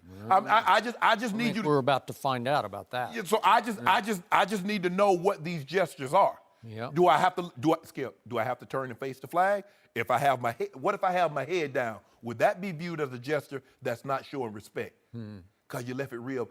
Now, I love what Jed York said. He said, you know what? During the anthem, we're not going to sell concession. We're not going to sell no merchandise. And I want to be able to hear a pin drop. I don't need to hear fans talking. Because you say your fans. I'm glad those are the only fans, because I believe I've heard some fans. I know people personally say, I'm done. I'm not watching any more football. I'm done. Because the NFL is just trying to buy patriotism. Because see, Skip, if you had instituted this, say, like 30 years ago, got no problem with it. But we know what happened. The military started getting NFL. They started cashing $1 million checks, Joy. And all of a sudden, they became real patriotic. Boy, it's amazing, Skip, what kind of patriotism money can buy. You were right. So I'm going to leave the commissioner out of this because he does work for those 32 owners. And I'm going to put this mostly on the owner's doorstep, although we were told they were unanimous in approving this policy. But then the Jets owner said that he wants to pay the fines of any players who do want to. I'll pay your fine, but I'm still going to vote yes. Jed York, that is 49ers, abstained. He abstained. So just for the record, those are the two who stood out to me who weren't completely unanimous, at least emotionally, in this decision. I also would like to quote out of the column of our friend Jarrett Bell, the NFL columnist for USA Today, who spoke yesterday to Jeffrey Robinson, the Deputy Legal Director for the American Civil Liberties Union. And Jeffrey Robinson said this was a dark day in American sports. He was asked then about the idea the option players are now given to stay in the locker room. And Jeffrey Robinson told Jarrett Bell, it's like, quote, go get in the back of the bus or sit in a dark, quiet room, because you're not allowed to peacefully express yourself during the anthem. And I know that's a powerful, deep statement, but Jarrett Bell then comes back and he concludes, this is a bad look for the NFL, wrapped in control and retaliation with overtones of a racist mentality to snuff out resistance. Okay? So Jarrett Bell is highly respected. Very. He's not a shock jock. He's not over the top with his criticism. He's very even-handed. He is a black man, but that's a strong, powerful conclusion from Jarrett Bell about what just happened. And it does feel to me from this side of the desk like it was a dark day in American sports. It is, Skip. And it seems to me the NFL was hell-bent punishment. Skip, not that, hey, we're going to punish you or the team because we're going to make it a deterrent that you will not do these actions. Yep. That's what it seems to me that, Skip, this is in American sports. Now, this is what we've come to. Yep. This is what we've come to. So the practical sort of initiation of this for game number 1 by each football team, let's do it in a football context, is going to be very difficult. It's going to potentially fracture these teams. Yes. Because let's just do the hypothetical. What if 2 black players say, gee, I just want to stay in the locker room. If that's how I have to do this, I just want to stay in the locker room. And maybe 2 white teammates say, we're with you on this. We're going to stay with you in the locker room. And then 20 other teammates say, gee, we like to go stand for the anthem. We just feel like that's what we want to do. So what are we going to have? What are you going to do? Yeah. Football team. 23 and 23? Yeah. 23 in the I locker don't room, know. 23 on the sideline? It changed nothing but the gesture Yeah. That's it. and added some punishment. And I'm going to just guess on this that a lot of teams are going to have to vote to stay in the locker room, right, Yeah. as a group, Yep. right? Won't some? I don't just- know. I just can't believe that you got 32 of the most powerful men in the world, and they caved to a man that sits at 1600 Pennsylvania Avenue. Because Skip, everything they said, he said it. Yeah. Well, And they echoed it. I hope the NFL doesn't dare to summon the name of Muhammad Ali or Jackie Robinson anymore. And you're absolutely right. What happened was the NFL was afraid of. Yeah. That's what they really said. I mean, if I remember correctly, the entire drive behind that campaign was everyone was tired of being so PC. Imagine being so sensitive and triggered and easily bothered by an NFL player peacefully protesting on the sideline of an NFL game, that you'd be clutching your pearls and demanding that they leave the country. What happened to unity, Skip? You remember after he said, Jared, all the guys, they came out, they locked arm and they on one knee. Yep. I thought it was weak. Well, we found out who's really boss. Oh, okay. Are the Cavs in big trouble after last night's loss? We'll discuss that with Jim Jackson next. No mercy. The Celtics beat LeBron and the Cavs in Game 5 last night to take a 3-2 series lead. Jason Tatum led the way with 24 points for Boston, and they're now a perfect 10-0 at home in the playoffs. LeBron had 26 and 10 in the loss, but turned the ball over 6 times, and he looked tired throughout the game. Game 6 is tomorrow night in Cleveland. We're joined by FS1 NBA analyst Jim Jackson. Welcome, Jim. Good morning. What's up, fellas? Yeah. Nice shirt, man. Appreciate that. Got it. You trying to butter me up?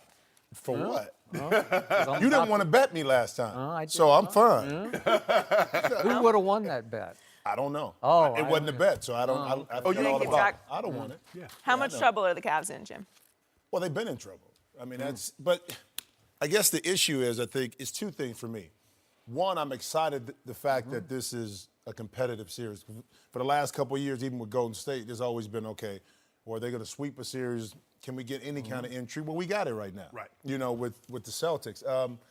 You know, the thing with the Cavs is that at this point of the season, they are who they are. Yeah. When they're at home, 3-point shooting is prevalent. Turnovers are down. They're a much better team when they're on the road. Like last night, 15 turnovers, and these were costly turnovers. Yeah. I mean, just unforced. The pressure of the Celtics, I believe, you know, had a lot to do with it. But the inability for the complementary players at time to feel comfortable on the court. I think when they feel they got to make a play, they feel pressured. So now, Shannon, it's like, okay, I want to make this pass, but I don't want to turn it over. Right. And then you end up turning it over. And I think on the other end of it, with LeBron's turnovers, because he has to make so many plays, he's trying to get guys involved. Like the pass to Kevin Love on the fast break. Yeah. He should have just took that to the basket. Exactly. But yet and still, he's trying to get him involved. And now he's turning the ball over. So it's an interesting dynamic, and give Brad Stevens, I think, a lot of credit by how he manipulated the lineup, brought Morris off the bench. Okay, now you kind of change a little bit what you do defensively. Baines inside, I thought, did an excellent job of, you know, just hustling, rebounding. Challenging shots. But it also took a lot of pressure off Morris to feel like he had to come out and guard LeBron early on and picking up some cheap fouls. Right. So they're in trouble. Can they win at home? Of course. But ultimately, do you trust the supporting cast in a Game 7 at Boston is the question. And do you trust the young guys in Boston who haven't been there to ultimately win a 7 game? If I'm Boston, I want to win right now on the road and get it over with. But you don't trust that they will. Who, Boston? Yeah. No, not yet.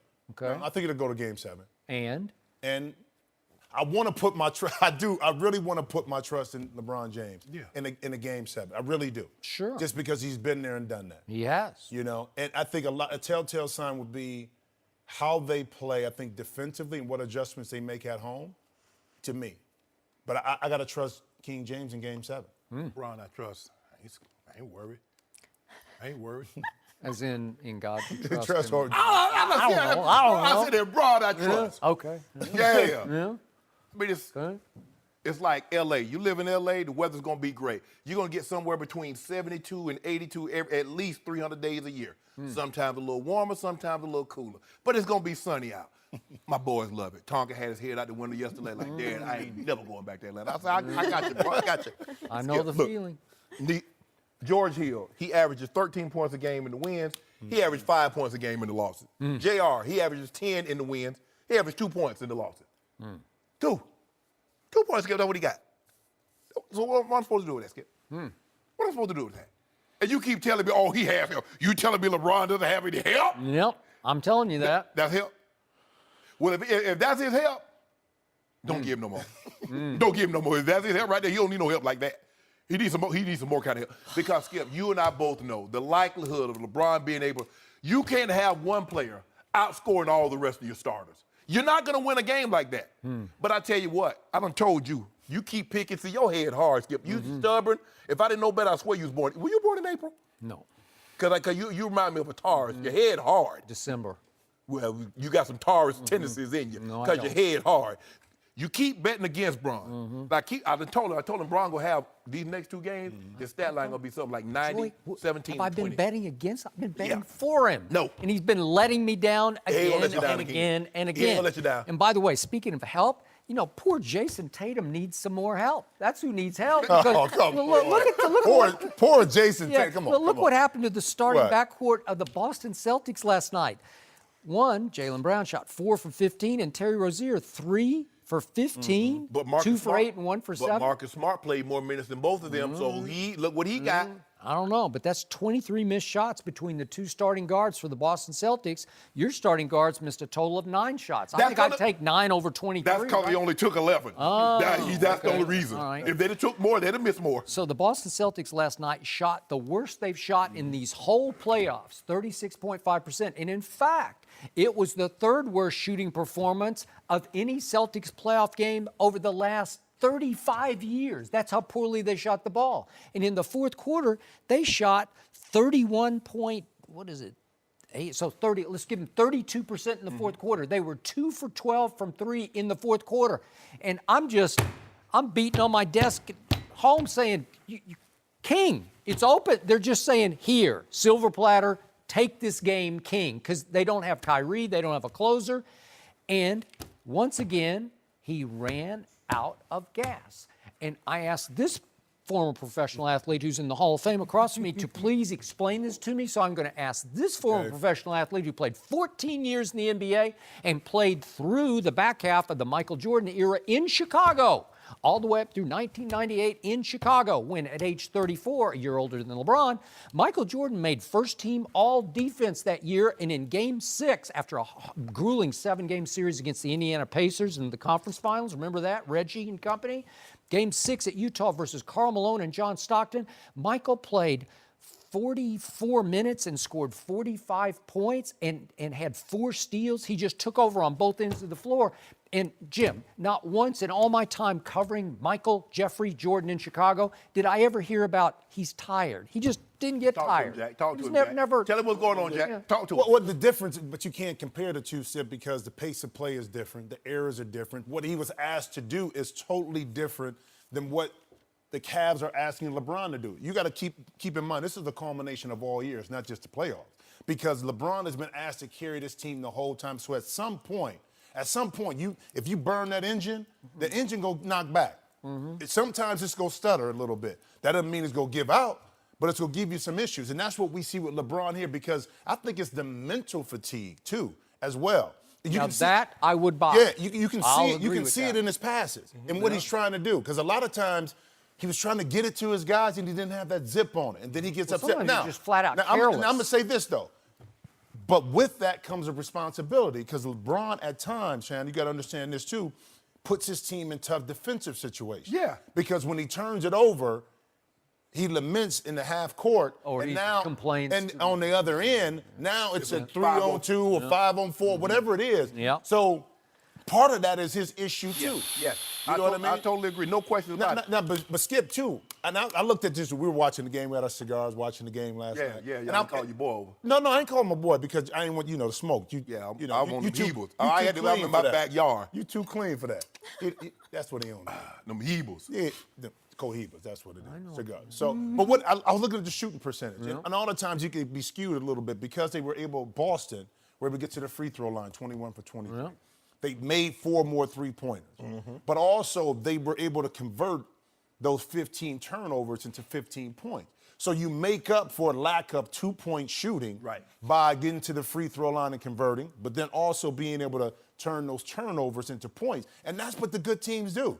They figure out ways to win games when actually the shooting percentage doesn't look that good. But here's the thing. 31 is a lot better than 0, because when you turn it over, you don't even get a chance to put the ball up in your own end. But to go back to his Michael Jordan, did he tell you Michael Jordan took 39 shots to get those 45 points? But we'll talk about that later. Okay, but wait a second. That requires even more energy. That's where Scottie Pippen was sick that night in Game 6, and he scored 8 total points in that game. It's like Jordan or bust against 2 Hall of Famers on the other side, and he just said, I got this. And he steals the ball from Karl Malone at the end of the game and dribbles it up. It was not. He went completely, snaked him. Wasn't Rodman playing? Yeah, he was on the high side. He was on the high side of it. Michael goes completely behind him and snakes him, steals the ball, dribbles it up the floor. Scotty's over on the wing saying, I'm open. And Michael says, no, I got this. Little push off, because that's the way basketball was played in that era. And he goes right up from the free throw line and he holds the pose. And it's just, Push off. It's a 1-point deficit. Last 2 minute reports said it was a push-off. Okay. But that's neither here nor there. Yeah. This is what we know, Okay. Skip Bayless. The Celtics score 14 fewer points on the road than they do at home. So we going back to the Boston The Garden. Boston Celtics, they don't have Kyrie. They don't have Gordon Hayward. They've been playing They're so not- long without Kyrie and Skip, Hayward. It's the Cleveland Cavs that don't have a second playmaker. Yes. In an ideal world, when Kevin Love was Kevin Love, you can put him on the post and mid-post, and he can make plays. Yes. He's an excellent passer Yes, but behind the three-point line, he's not a playmaker. So who else do you have? So, yeah, the Celtics are young, but look at the Cavs. Okay, but And you got play- wait a second. What? You got the best player on the Okay. planet, or so you tell me. Yes. Right? One player can't beat a team. That's why the Big Three Celtics kept putting that hammer on Jordan head. Because it was one player against a team. So they kept bashing him. Yeah, but don't wait, worry. when Larry Bird called Michael Jordan, He called him God. Disguised as Jesus, yeah, right? Yeah, No, as but- God. But Jesus ain't win that game either. Yeah, Oh, that's here. But that's how they do it. Look at all the praise they heaped on Tom Brady. Oh, he's unbelievable. At 40 years of age, he threw for 500 yards as they took that Lombardi Trophy from Commissioner Goodell. He's won 5 Super Bowls, 5, and he should have won 7. You make it feel like LeBron ain't won nothing. I got it. He's 3-5 in the finals. Yeah, That's- here's the thing. Let me you know what? I'm gonna put it in terms that our viewers, a lot of our viewers, they're NASCAR fans, Skip. Those engines are they're 850 horsepower, Yeah. and sometimes they can go all out for 500 miles in the Daytona 500, and they make it across the finish line. Sometimes they run out of fuel with 1 lap to go. Well, wait a second. Latired ran out of fuel. Wait a second. He ran out of fuel at the end of the first quarter and at the end of the second quarter. So we all agree on one premise here. What? The Cavs go as LeBron goes. Of course. He sets Right. the tone, he ignites, he inspires from jump. Yeah. So if in the first quarter he is playing hellacious hard defense, everybody starts getting up into their man and playing defense. They follow the leader. And if the leader starts attacking from the start on offense, everybody starts feeling good about their wide open 3-point shots and they start to fall. Last night from the start, he was lethargic, he was lackadaisical, and then finally in the third quarter where it's still hanging in the game, he spins in the lane and shoots a left-handed I seen him make those air shots. ball. He shoots practiced a those left. shots. Okay, but you know what that is? That's just a signal to your teammates. I don't really care about this game tonight. I'm not into it. How I'm about not this? into it. Can I do this? Can I signal a 40-point triple-double in Game 6? Yeah. Can I signal that? You could. I'm gonna throw the and blink you on know it. what? Blink on He it. should. That should happen. It's going to happen. Okay, all right. I'm not disagreeing with you. It should, and he should rise up in Game 7 the way he rose up in If- Game 6 in 2012 with your Miami Heat. Remember that? He had Yeah. melted down in the 2011 finals, and he was on the hot seat. Yeah. So they got an elimination game that they faced in this very building that he is about to play Game 7 in. Can't nobody do it better than him in Game 7. Okay, all right. Because that's the Spurs about him in a Game 7. Yeah, after Yeah. after Ray Allen shot their heart out in But Game Jack, can you explain to Skip that LeBron at 6'9", 260 expends more energy than a 6'6", 205-pound Michael I Jordan? disagree with that. I just disagree with that. But it's hard. It's hard because Michael got his shots in a variety of different ways. Most of it too later in his career, post up, mid post. He didn't have to work as hard. He was. He didn't have to Well, work as hard. Did he Plus- play defense? No, he yes. played defense. But again, individual defense is based around the team as well. Because if you got help,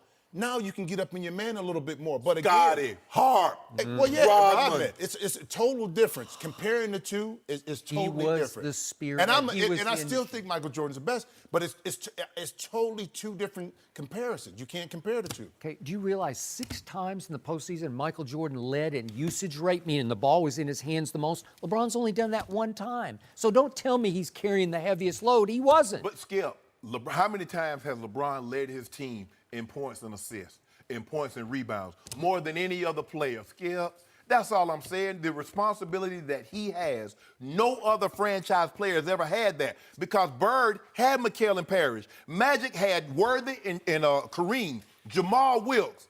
Come on, Skip. You know this. Come on, King. That's what I'm saying. He coming. It's time. He coming. You better come. Maybe he set us up for an epic finale here. I don't know. I just told How about you. the drama? I just told you he's going to have the most points in a Game 7.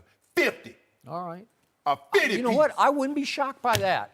I hope so. You shouldn't be shocked by anything that he does. Well, the Rockets take a 3-2 series lead on the Warriors tonight. We'll discuss that next. No mercy. The Rockets host the Warriors in Game 5 tonight. Houston tied the series on Tuesday after coming back from a 12-point fourth quarter deficit. On the Warriors side, Andre Iguodala and Klay Thompson are both listed as questionable for tonight's game. But yesterday, Steve Kerr said Klay should be fine. We're joined once again by Jim Jackson. Jim, how much trouble are the Warriors in? Well, it depends on Klay, to me, on his health. And not just him being on the court because of how Houston plays. He got to be healthy. Right. I mean, especially on the defensive end. And that affects his offense. You saw when he came back in the game, he shot that shot short right at the free throw line. he did. So it depends on his health.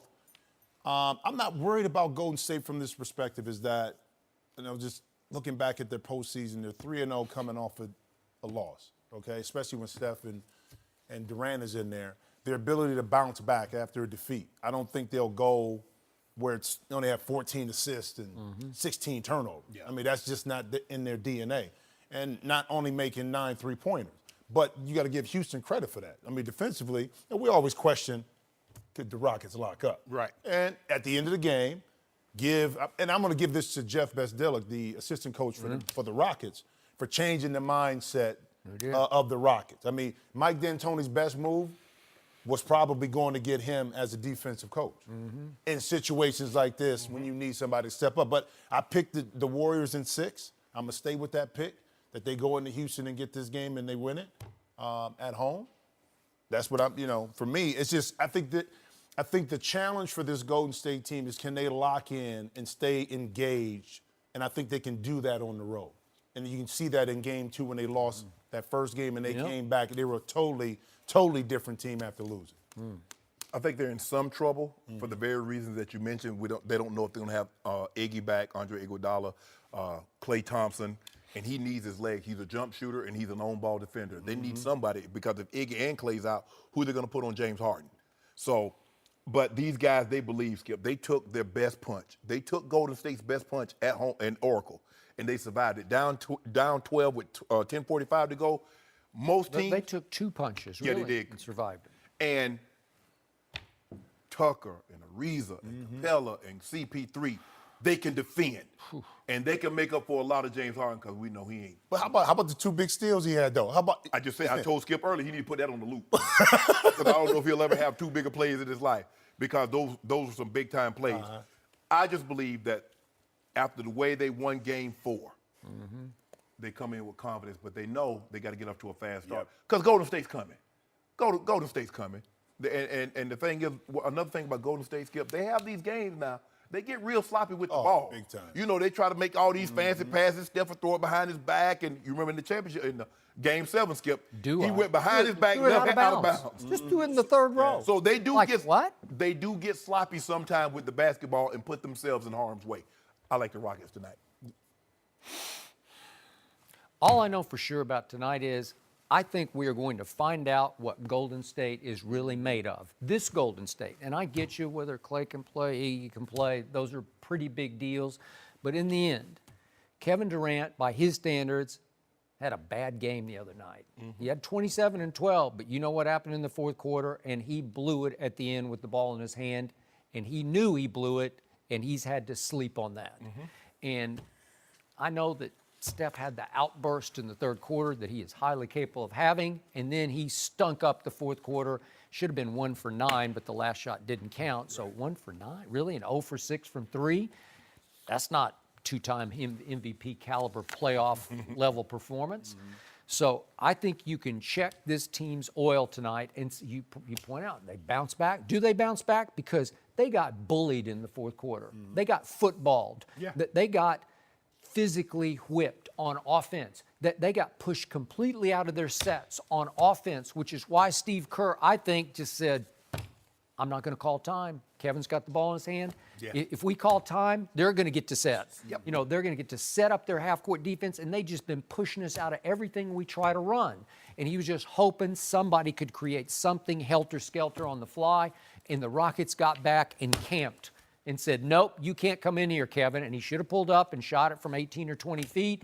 But he's trying to be a warrior. We pass the ball. We share the ball. And he sees Clay break. And it was a bad idea. And it was a bad game for all the Warriors. And yet, Houston, and now I said this about Cleveland, Houston is leading this series 2-2 because they are in command of this series. They got all the momentum, they got all the defensive momentum, and they're going back home.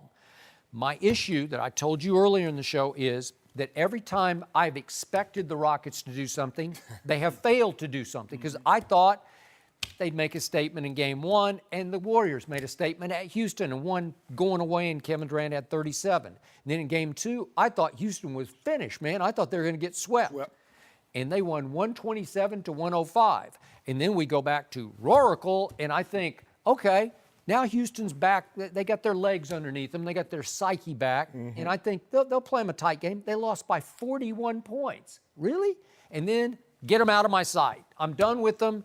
And they did that. They came from 12 down with 10:45 left at Roracle against that team.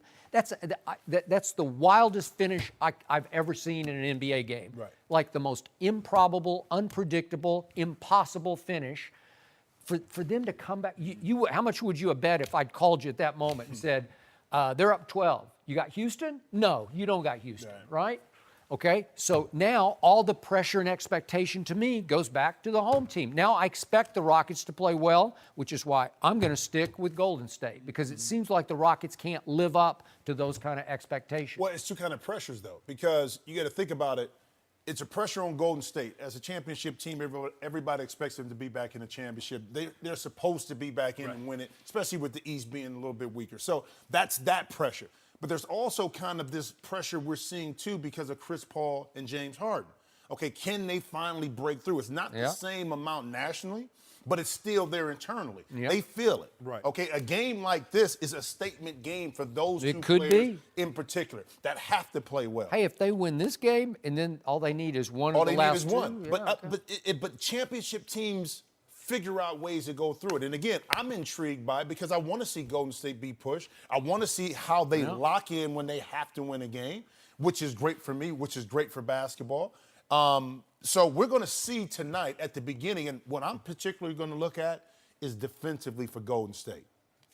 At the beginning of the game, how engaged and how aggressive are they and how pissed off are they that they lost at home against this Houston Rockets team? Well, who was basically talking a lot of ish in front of them. Well, you know? well, the officials are going to determine that because they let them play in Game 4. Did they? Now, if you're going to let them play rugby, Let 'em Houston, play- right. 'cause Houston got those kind of guys that can play that brand of basketball. How many times did Steph drive in the fourth quarter where I said, that's a foul? They just knock him on his butt. Yeah. Nope. And they let them play. Nope. And so if they let them play, Yeah. and Mike D'Antoni should say, look, guys, we're more likely to win a 94, 92 ball game or a 98, 94 ball game as opposed to 132, They are. 127. Yep. So you don't try to get into a scoring contest with them. Try to lock them down early. Now, you know Golden State's going to come out they're going to come out amped up because they want to send a message early on. You got to weather the storm because they're coming. Golden State's coming. They're coming. But old Beard Beard's got this? You really trust the Beard? ain't going to go 2 for 13 You again. should fear the Beard. Beard tonight. got it. Oh, you're going to start cooking? Listen, I got something for you, man. What you got? Oh, we got props. Oh. You got something for your boy Wally. That's the bet I lost. I had to pay up on my bet. I had to pay up my bet. That's what I do. What was the bet? I don't remember. We had to bet on the Houston game in Golden State the other day here. So I had to bring in some hen dog. Wait, why don't you pour Even a though, little- even though, even though, pour a little, have a sip, yeah, man. pour a little bit right You don't there. want me on there with you hearing this. You don't want me on there. Joy. Once I you be on air, I get you on air every day that I way. be enjoying cheer. I Can't handle it over here. I be on here. I figure I'm gonna get it back. You know what I mean? No, So you're not. We're gonna keep it Yeah, closed. You got you Golden are State going to get it back? back. Yeah. It's I got going the Houston. Okay, to we're be in good. the same condition with that. That's what I'm saying. That's why I know That I'm gonna label get. So I nice basically and bought it intact. for myself. Your brother will be joining me tomorrow. Oh. Yeah, because he gonna lose. Oh, here's another one. Yeah. How much that cost you? $4 or? No, they I came got, with I got a Wally. discount. Yeah, I got a discount. They came I with got a little- discount. You know, I like discount. You do. I like discount. Yo, cheapo. If it's free for me, give me 3. Jim, thanks for joining right. us. Is LeBron to blame for the Cavs' loss? We'll discuss that with Rob Real Parker. skill. No mercy. The Cavs are facing elimination after losing in Boston last night. LeBron had 26 and 10, but the rest of the Cavs starters struggled. He also turned it over 6 times and looked tired during the game. LeBron and Ty Lue both talked about that afterwards. Let's take a listen. Did LeBron look tired to you? And especially, did you think he looked tired at all tonight? He looked a little tired to me, yes. No concerns. You got to be ready to play now. No concerns. I have my moments, but I think everybody at this point is tired, or worn down, or whatever the case may be. I'm fine, and I didn't mention the fatigue either. One of you guys did. I'm fine. We're joined by Rob Parker. Welcome, Rob. Good morning. Good morning. First, I'd like to say, Joy, you look so beautiful today. Thanks, Rob. What about being raw? What about being skilled? You guys look okay. Joy looks you look absolutely beautiful. Thanks, Well- Not that you don't most days, but today. Whatever. Stop trying to butter people. I'm up. not You get trying no to talk butter time. her up. I'm gonna interrupt him, Skip. Rob, how much do you blame LeBron for the loss? I blame LeBron 100% for the loss. For real? Yeah, for real. And you know what, Shannon? I know you're going to bring up that the supporting cast and only Kevin Love had over double digits, and I get all that. Okay? But LeBron knew all that too coming in, Skip. And I've seen LeBron deliver big game 5s on the road when it all mattered. I was sitting courtside in 2007 in Detroit when he scored 48 points, and Chris Webber gave the Pistons a 3-point lead on a 3-point play, and LeBron hit a banked a 3 from Lansing, Michigan. Right? I saw him. I've seen him. He's averaged 32 points in game 5s when the series is 2-2 and his team needs a win. This was subpar. This game was not what they needed in this situation. That's what I'm saying. 28-10, 6 turnovers. He's out, he's fatigued, he looks like he's uninterested. I don't know, like he stepped away from it at different points during the game. That is true. Because maybe he realized we can't win. Do you know what I mean? And that's what it looked like to me. All I'm saying is I expect great things from a great player. I've always said he's a great player, just not the greatest in my eyes. LeBron James was not ready for the task. This team is 9-0. They just beat them both times in Cleveland. He knew he had to be superhuman and put on an effort for the ages if they're going to get there, and he didn't deliver. Okay, he did not deliver. Okay, in game 2 he had 40. I don't care about those games. 40, 10, and 12. Was that an epic performance? And they lost, right? So I want you to tell me right this. So how much blame does JR for 2 points? What That's he do? terrible. You know that. Whoa. Okay. What about Tristan, that 1 point? What we going to do with that? 25 minutes, 26 minutes, and 30 minutes. 3 starters, they give you 10 points. So what I'm going to do with that? But anyway, I'm not going to say 100%. I gave him 90. I'm going to give him 90% because, like I said, when he's on the court, I see Cavs in the front, I see James in the back. He's a pantheon great player. I believe he's the GOAT. And so anytime I see a great performer, don't give me no off note. If I were to hear Pavarotti, rest his soul, I want him to give me that virtuoso. So I expect LeBron James to give me virtuoso performances. Every time I see it, I know Skip, that might be unrealistic. But when you're that player, that's the level of expectation. And I expect over the next 2 games, he will not let us down. And Bron, I trust. But even if he gives you a 50-point triple-double, he's going to need some of these role players to give you more than 1 point, Shannon, more than 2 points. I agree with that, but here is, if he gave the Cavaliers last night 50, whatever you want to put up, 48, whatever, and they lost or whatever, I would be more comfortable with that and saying he did everything that he could do. I don't believe last night he did everything that he could do. 28 points and 6 turnovers is not good enough in a big game where a team hadn't lost all postseason on the road. It's just not good enough. And by the way, allow me to state, having sat across from this man all these months here on Undisputed, that for this man, Shannon Sharp, to give LeBron James 90% of the blame is the equivalent of 100% of the blame because he caps his criticism of LeBron at 90.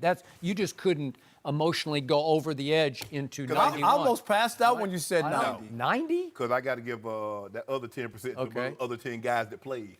Yeah, but Shannon, guys. I got to ask you, Yes. what are you going to do with the fact that the Boston Celtics shot 36.5% from the field? 36.5? That's the worst in their whole playoff run this year. So you can throw all those non-LeBron, non-help, stink-up shots, like all those 0 for whatevers. But Boston didn't play very well. Boston didn't shoot very well. Boston was 2 for 12 from 3 in the fourth quarter. In the fourth quarter, that game was there for the taking. Here, it was King, right here. there. They missed shot after shot, and they couldn't. They didn't play well after the first quarter because if you look at Boston in the first quarter, they go 6 for 6 from the line. Yep. They're 6 for 13 from the 3, and Yep. they make 3 more field goals. And they only had 1 turnover. The Cavs have 5 turnovers, and they have 3 or 6 from the 3-point line, and they're 2 for 3 from the free throw line. Skip, don't you seem concerned? I told you. I'm not concerned. I'm just mystified because it wasn't just subpar LeBron last night. It was bizarre LeBron last night because from the tip-off, he was lethargic and lackadaisical and seemed not to care that much about a Game 5 when I thought they had assumed psychological control of the Boston Celtics. Do you remember the other Boston series when they played, what was that, 2010 with LeBron? And the last go-round. Right, and the same thing, people felt like LeBron. Remember, there was a whole thing that he quit. Okay. That he just the owner accused him, Dan Gilbert accused him after a series of quitting. And then somebody from LeBron's camp quietly planted among several key members of the media that LeBron had to be sedated before games 4, 5, and 6 of that Boston series because he was having a personal issue in the locker room with Delonte West. Remember all that? That was the story that came out. That was the story, and it got reported on ESPN because I was there. You do realize in Game 6, LeBron had 27, 19, and 11. In that against Boston. Against Boston. Okay. And he quit. Right. Wow. But that just goes But that just tells you how great he is. but he's great now. I've always said he's great. Skip, have I ever said he wasn't great? Yeah. Joy, But have it I ever just- said he wasn't but it great? ju- I've it- never said that. It just goes Never. to show you that a guy can shoot 50% from the field, has 26, 10, and 5, and they say, man, that was some bull. But that's just what we come to expect. But I'm going to tell you this, and you better write this down. Bet it. Whatever comes out your mouth, bet it. I picked them in 6, okay? Obviously, they can't win in 6 now. But I'll tell you this. If he loses to the starless Celtics team, this will be a black mark on his legacy. Kind of like the Okay? Lakers losing to the starless Pistons. No, that So Pistons did team. it take? No, that. Did it take? Hold on, wait a minute. You know what? Chauncey Billups is a star. Yes. Rip Hamilton was a star. Chauncey Billups was a top pick in the NBA draft. Come on. Rasheed Wallace is a Rasheed bum. Wallace? Hold Stop on. it. Whoa. Jason Tatum was third. No, Jaylen Brown was third. Al Horford is third. You're gonna tell Marcus me Smart is fifth. Ben Wallace was a 4-time Defensive Player of the Year in the NBA. Shannon, they were Stop established stars. Hold on. Established. Whoa. Don't. Which one of those guys in Springfield? Because I need to go. I'm trying to go see him. Which one in Springfield? What are you talking about? Which one of those guys are in Springfield, Massachusetts? None right now. Well, how many of those guys made multiple All-Star teams? Like all of them? Let me ask you a question. Yes. Let me ask you a question. You don't think Jason Tatum's gonna make All-Star team? Sure he will. Okay. Has In he time, arrived? but they haven't arrived like that Pistons team. Stop Al disrespecting Horford? that team. What about Al Horford? He'll bum, huh? He's not a bum. He's a good player. Before this series, you were pretty much talking about him like he was a bum. He was. And what did I say? Yeah. In these playoffs, I said Al Horford is playing better than I've ever seen him play. As an Atlanta Hawk? Yeah. He was some. But don't worry. Look at it. Don't worry about it. And Bron, I trust. So whatever you want to bet, you want something on the series? I picked them. I I don't care still what you believe pick. I picked them. I'm sticking with the Cavs to win the series. I picked tomatoes. That don't got nothing to do with this here. Bet something. Boston is going to lose in Cleveland, and then it'll be a crapshoot in the Game 7. And just like they just beat Indiana in 7 games, this is what it'll take. 50-point Game 7. Book it. I'll bet you that. I bet I'm you going that he to don't Vegas. get 50. I'm going to drop it in Let's Vegas. bet that. I'll bet you he won't get 50 in Game 7. What are you giving your money away for? 50 points. I want to bet for the new Jordans. What can we bet? You I become a called him. blind witness. No. Didn't I tell you have 90 points between the two You games? did? Yeah. You better check out those Clark Kent glasses, man. I see. Can you see? Yeah, I see. I see you still hating on Bron, too. So, Shannon, I Yes. need you to assure me because I picked the Cavaliers in 5, and I will not I be had at them in all 6. surprised. I got it. I won't be at all surprised if LeBron does have epic performances against the Boston Celtics in Game 6 and Game 7. Yes. But can he sleep this off?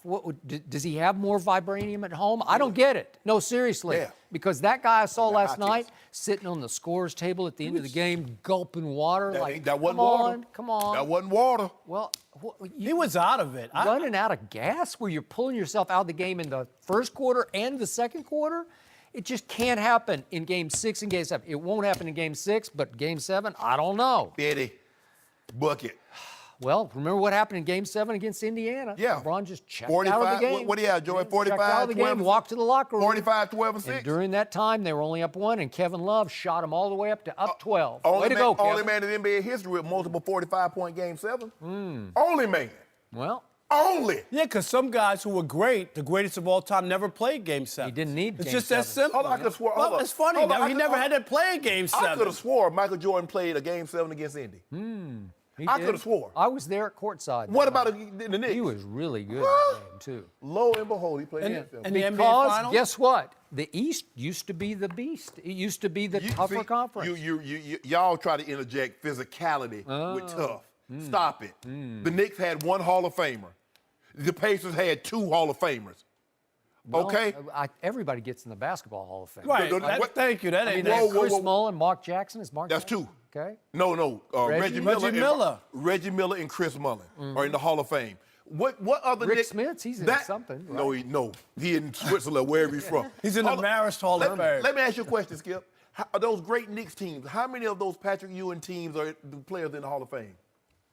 What about that Miami Heat team, led by Zoe? How many of those guys?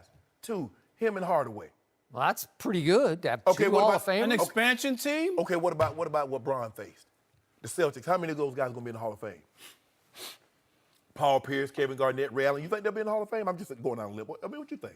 They Ray Allen also played with LeBron. But he played with him. He beat him. But too. you also. But wait you- a second, those Celtics played in wheelchairs. didn't they? Exactly. Oh, they played in wheelchairs. They played in wheelchairs. They played. They yeah, did. Paul Pierce, he leaves in a wheelchair, and now he come back out there like Willis Reed. For real? How you leave in a wheelchair? They normally, if you leave in an ambulance, you can't come back in the Right. game. I've never seen anybody leave in a wheelchair and come back and play. Yeah. Ever. I haven't either. Yeah. Yeah, y'all need to You be couldn't have ashamed. been hurt that bad Y'all if need you to get be in a ashamed of y'all. wheelchair. This is blasphemous what y'all doing to LeBron. I will not let y'all You do know this what? to my They partner. should get LeBron a wheelchair for Game 7. Is He that it? needs one. Okay. Just to make a Ah, statement. okay.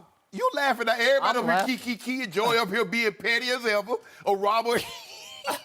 What? It'll skip. Everybody picked the Cavs to win. Yeah, the series. everybody. I don't care. Everyone's We still all I'm picking going it. it alone. I'm going it alone. No, you're not. I'm going it alone. You're only I'm mad. going it You're alone. only my mad pick. because we all agree with you. So you're Yes. trying to find a I'm way going to it alone. poke holes in it. Don't worry about Skip it. said 5 games. He had so much confidence. Everyone at the table thinks the Cavs are going to win this series. I got a feeling. I got a sneaky suspicion that old mask coming out again. Oh, on Monday. really? The GOAT man. Because last night he was just the lowercase go to the And game. the jersey. Go to the game. And the last night. jersey. Yeah. I'm going to have my gold chain on like Mike had his on back in the day. You remember when he first came to the league, he had that big old gold So chain? assure me, LaShannon, Yeah. in Latired you trust, right? Yes. Latired. In Braun, I trust. Yeah, In Braun, I trust. Look, you got any money on you? You see that eye looking? That's old Braun. That's- That's old Braun eye. Roddy. Rob, thanks for joining us. Rap star Designer is in studio with us next. We'll talk to him about LeBron, the Warriors, and more next. No mercy. Our next guest is a Grammy-nominated rapper that launched his career in 2015 with the smash hit Panda. His newest EP, LOD, is available now. Designer, welcome to Undisputed. Welcome. So good to have you. Heck yeah. You have arrived. Thank you. Tell us about your new album. Oh man, it's definitely it's exciting. I can't wait for you, for those who didn't hear it, I can't wait till y'all get a touch of it. It's Designer, you know what I'm saying? I start off just LOD with price tag. And price tag just gives you that energy, this yeah. So it is like you feel it as soon as that energy and it's making you do a mosh pit, I go from different realms. I show different sides of me and sides.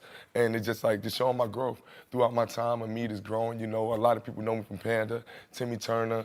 I just came back from a tour, Steve Aoki, BTS. Shout out to all the K-pop fans. And just doing a lot of things, you feel me? And now it's just here for this project and I'm ready to, deliver and this is more. The album's coming soon and it's gonna be crazy on top of this. So give us a quick thought on how you got here, because you grew up in the Bed-Stuy section of Brooklyn. Yeah. You got shot when you were 14. Yes. So take us from that moment to this moment. How did this happen? Oh man, I'll take you right there, man. I cut it just a little short for you, man. Word again, cause it's crazy. Word. Give us a cliff note version. I'm gonna get you right. It's man, I definitely had just like a dream. I was a kid, a Bed-Stuy boy by the name of Sidney. My real name is Sidney. Sidney Royale Sober III. I'm the third of my fathers, and it's just like Bed-Stuy Brooklyn boy with a dream. I always been, around right people, wrong people or certain ways that I had to learn my experiences through life. I had to take the hard routes and learn and just pick and choose where I wanted to go. I always see myself in a exotic place, being from Bed-Stuy, Brooklyn, looking in the backyard. I didn't have a front window. I was sleeping on the floor, on carpets. I remember nights when I used to just go in the corner, it was a cabinet, with a little hole in it, and I used to kill all them roaches, man, just get crazy, and just let my, let it out, man, just not wanting to be home and not just being at my homeboy's crib, cause my homeboys had a fly crib, and just being through things like that, this really made me want to be like, I want to be better, man. I want to have better. I want my moms to know that we could do this. You didn't just make me to just live like this. I wanted to do better. So always looking to the stars in the backyard of my crib and just praying for the better, just praying for the better. Had 2 ACs blasting in the crib, word, you know what I'm saying? Word, it used to get hot, just blasting and just praying for the better, man. I used to go home, and my dream of just being a musician, I went from going to choirs, I sung to the girls, happy birthday, went to the cribs, doing the My Girl, if you know me from 305, PS 305, my elementary school, just singing to everybody. I remember times when I was in the cafeteria and they used to be like, yo, all right, we got a show today, Designer coming out. Well, they didn't say Designer, they say Sydney coming out, and Sydney would come out, and I'd just be like, yo, man, this singing, man, and just having a great time, and that's how I always seen it. So when I got to high school, I just always knew, all right, this is where I wanted to go. So I was like, okay, I'm gonna just hit everybody in high school that's, that make music. Right. This is the biggest fan base I could start. I gotta know high school, you know what I'm saying? If you're famous in high school, you're famous everywhere. So I just thought there, and I just went try to get everybody in high school. I wound up meeting one of my homeboys by the name of Lat Mercado.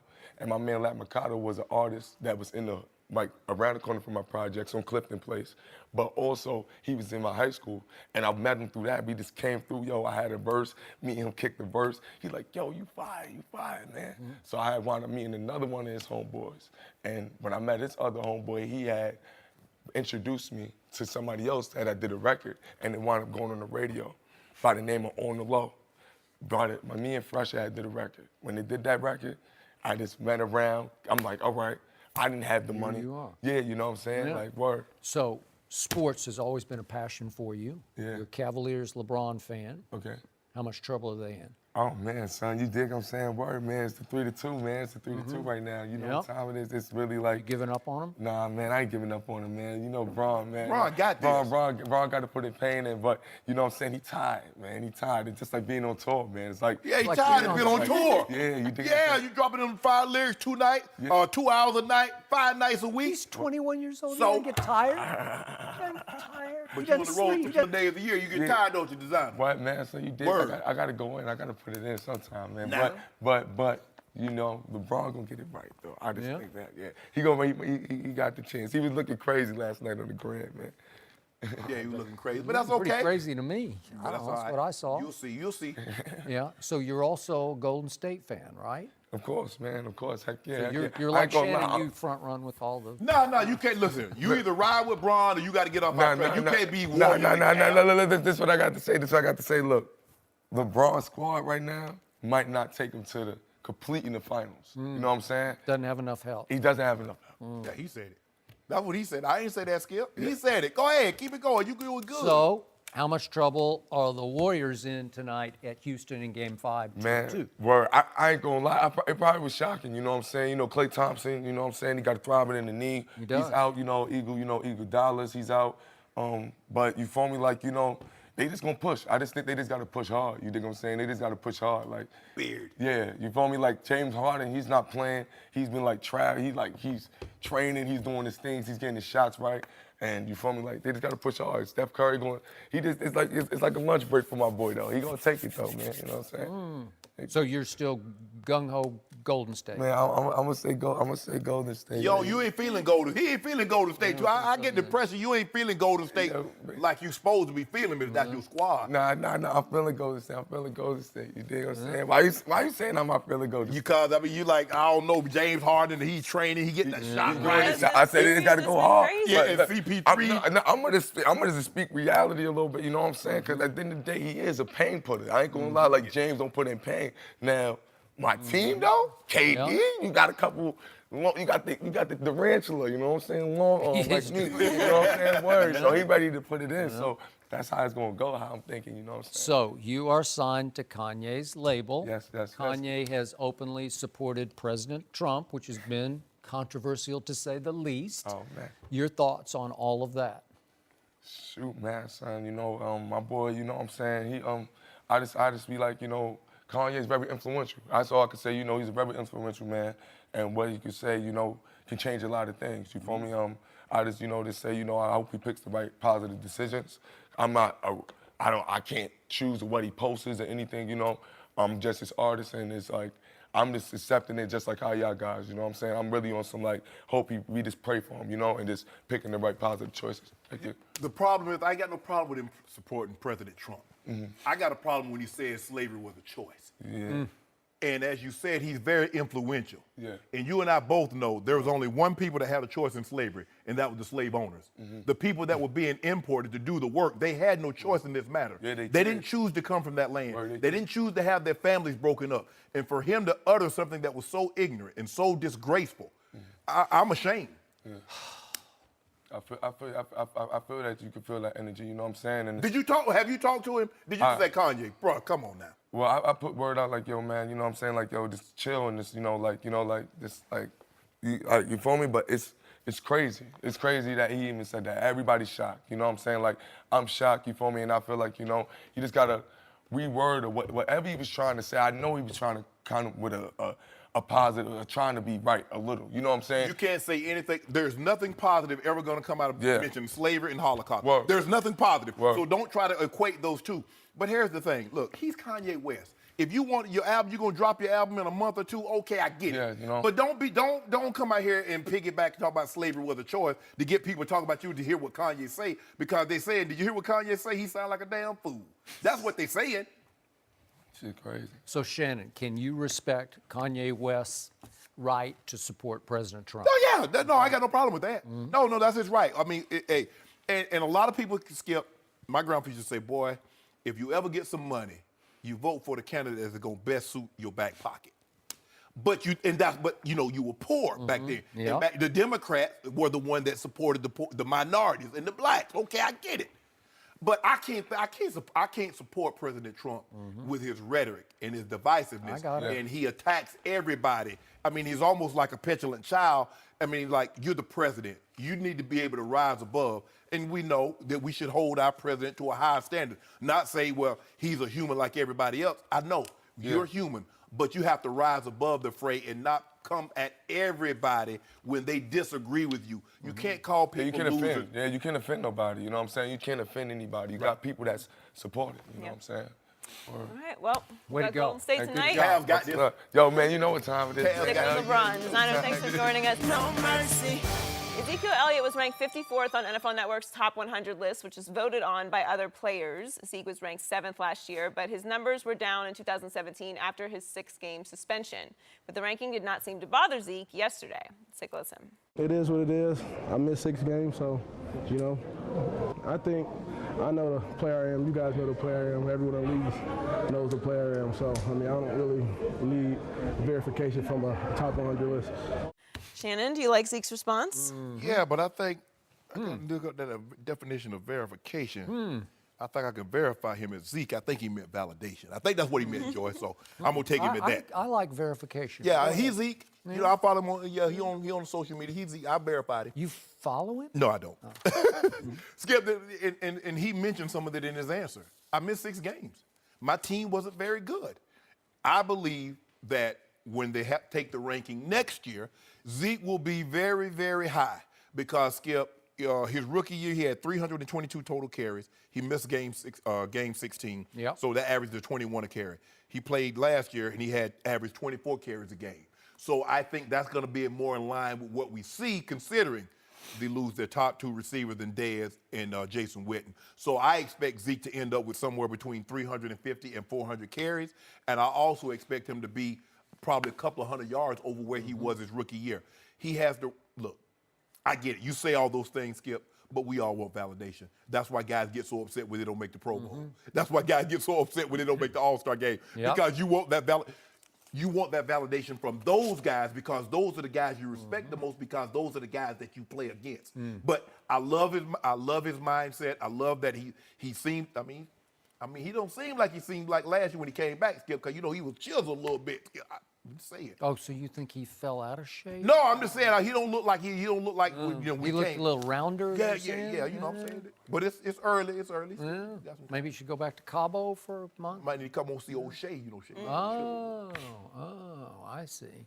Interesting. Yeah. You need to come on and see old Shay Sharp. Cowboy hater Shay. Nah. You call yourself the spin doctor? That's what they call me. That's what they call me around town. Old spin doctor. You're a spin doctor on this show. I know that. Yeah, the ultimate. So, year after year, this top 100 list just baffles me. I just can't figure it out. And how Ezekiel Elliott plummeted from 7th overall a year ago to 54th last year, it's 2 years to 1 year, it just boggles my mind. I don't get it, because I know he only played 10 games last year, so maybe it's kind of out of sight, out of mind. And I know that team finished only 9-7, which under the circumstances wasn't all that bad. But I keep looking at the production that he gave the Dallas Cowboys in the 10 games. It's pretty great, man. Yeah. Oh, yeah. I mean, he averaged 98 yards a game, and that includes the debacle at Denver, the most nightmarish game I think I've ever watched the Cowboys play. You remember that monstrosity? Yeah, I got me a couple of cases. What was it, 42-17. 17? A whole lot to a few. In that game, Ezekiel Elliott managed to carry the ball 9 times for a grand total of 8 yards. And he wound up with his hands on his hips. Remember watching, who was it, Chris Harris Jr. run the other way with an interception that went right through Des Bryant's hands? That was sort of the beginning of the end of last year's Dallas Cowboys. And obviously he staved off his suspension all the way to near the end, and then he was gone for 6 games. But do you realize, Mr. Sharp, that 98 yards rushing a game, even though it's only for 10 games, but still 10 games is a pretty big sample size. Yeah.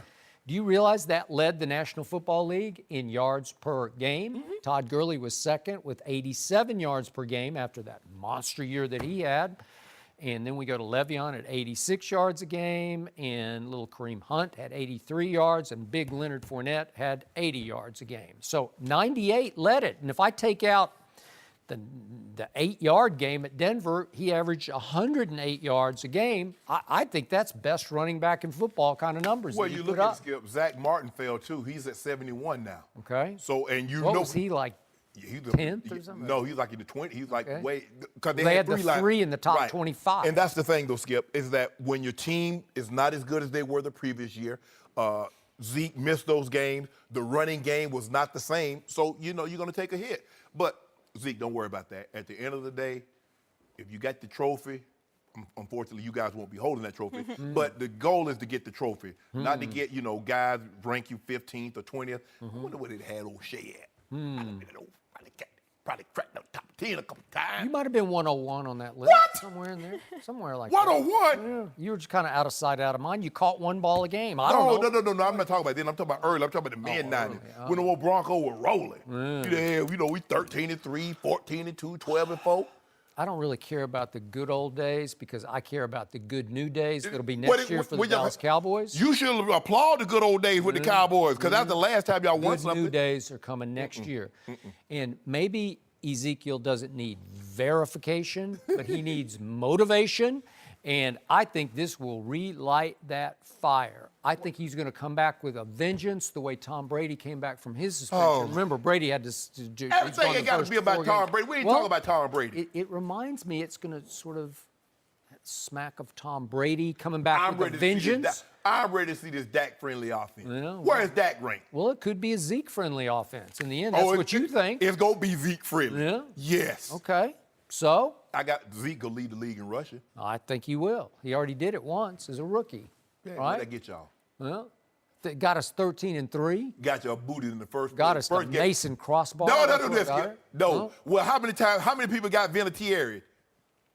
A bunch. Yeah. Yeah, but he kicked him right down the middle. Saved Tom Brady's career, saved Tom Brady's legacy. Have you ever seen 2 worse-looking field goals? Good. They look good to me for where I was sitting in my. I know. Yeah. You Had mean a big old screen too. The game winner that he duck hooked to the left and suddenly it just straightened back out and made it just inside the left upright. How do you do that? He did it all along. He knew there was going to be a slight breeze. It was like a trick kick. Nope. He started out. Slight breeze. It was inside. Because he knew Skip's going to start jumping and we see the spot outside the crossbar. And then when and you're like, oh, Hazel. You started screaming, didn't you? Yeah, I think she wasn't with us. No, she was barely with us. She was still She was there. She was a baby. She was there. She didn't know what was happening. Oh, I knew what was happening. She just wondered why Dad was screaming. But Skip, it happens. Gonna happen again too. yeah, well, I just think he's going to have a monster year. He will lead the league in rushing. He will make you eat your words that Le'Veon Bell is the best running back because this young man is the best running back. He's number 3. You know it, and he's I know number 3. Todd Gurley. 3? Oh, Todd Gurley. I forget about our man Todd Gurley. Yeah. The driving force you told me of the Dallas Cowboy offense is this. Yep. Right? Yep. Yeah. Now, hold on, Skip. I mean, this thing, we have to, I have to update the resumes now. You don't get to stay number 1 if you don't perform like number 1. So I'll update it again. Well, but right now, coming into the season, I predict that a whole lot of NFL Mondays, I'm going to be sitting here doing this. You think so? Yep. Just like this. I feel comfortable right now where I sit saying, no, that's not going to happen. And you have lost yet another case of Diet Mountain Dew because you what? got me 7-9 for the Dallas Cowboys. Yeah. Really? And I get one y'all ain't making the play. I got a couple of cases y'all ain't making the playoffs. Oh, okay, good. I got that. Good. So what are the Eagles going to be doing while y'all doing all this? When you doing all this, what are the Eagles going to be doing? They'll be pretty good. They'll be a wild card team. Huh? Hold on. Wild card?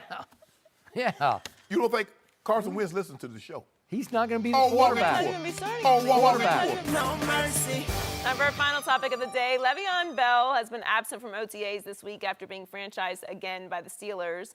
But Antonio Brown said Bell should show up, saying, quote, "You can't make anything better without showing up. Come out here and show up." Shannon, do you have a problem with AB saying this? Absolutely. Don't do that. Don't do that, AB.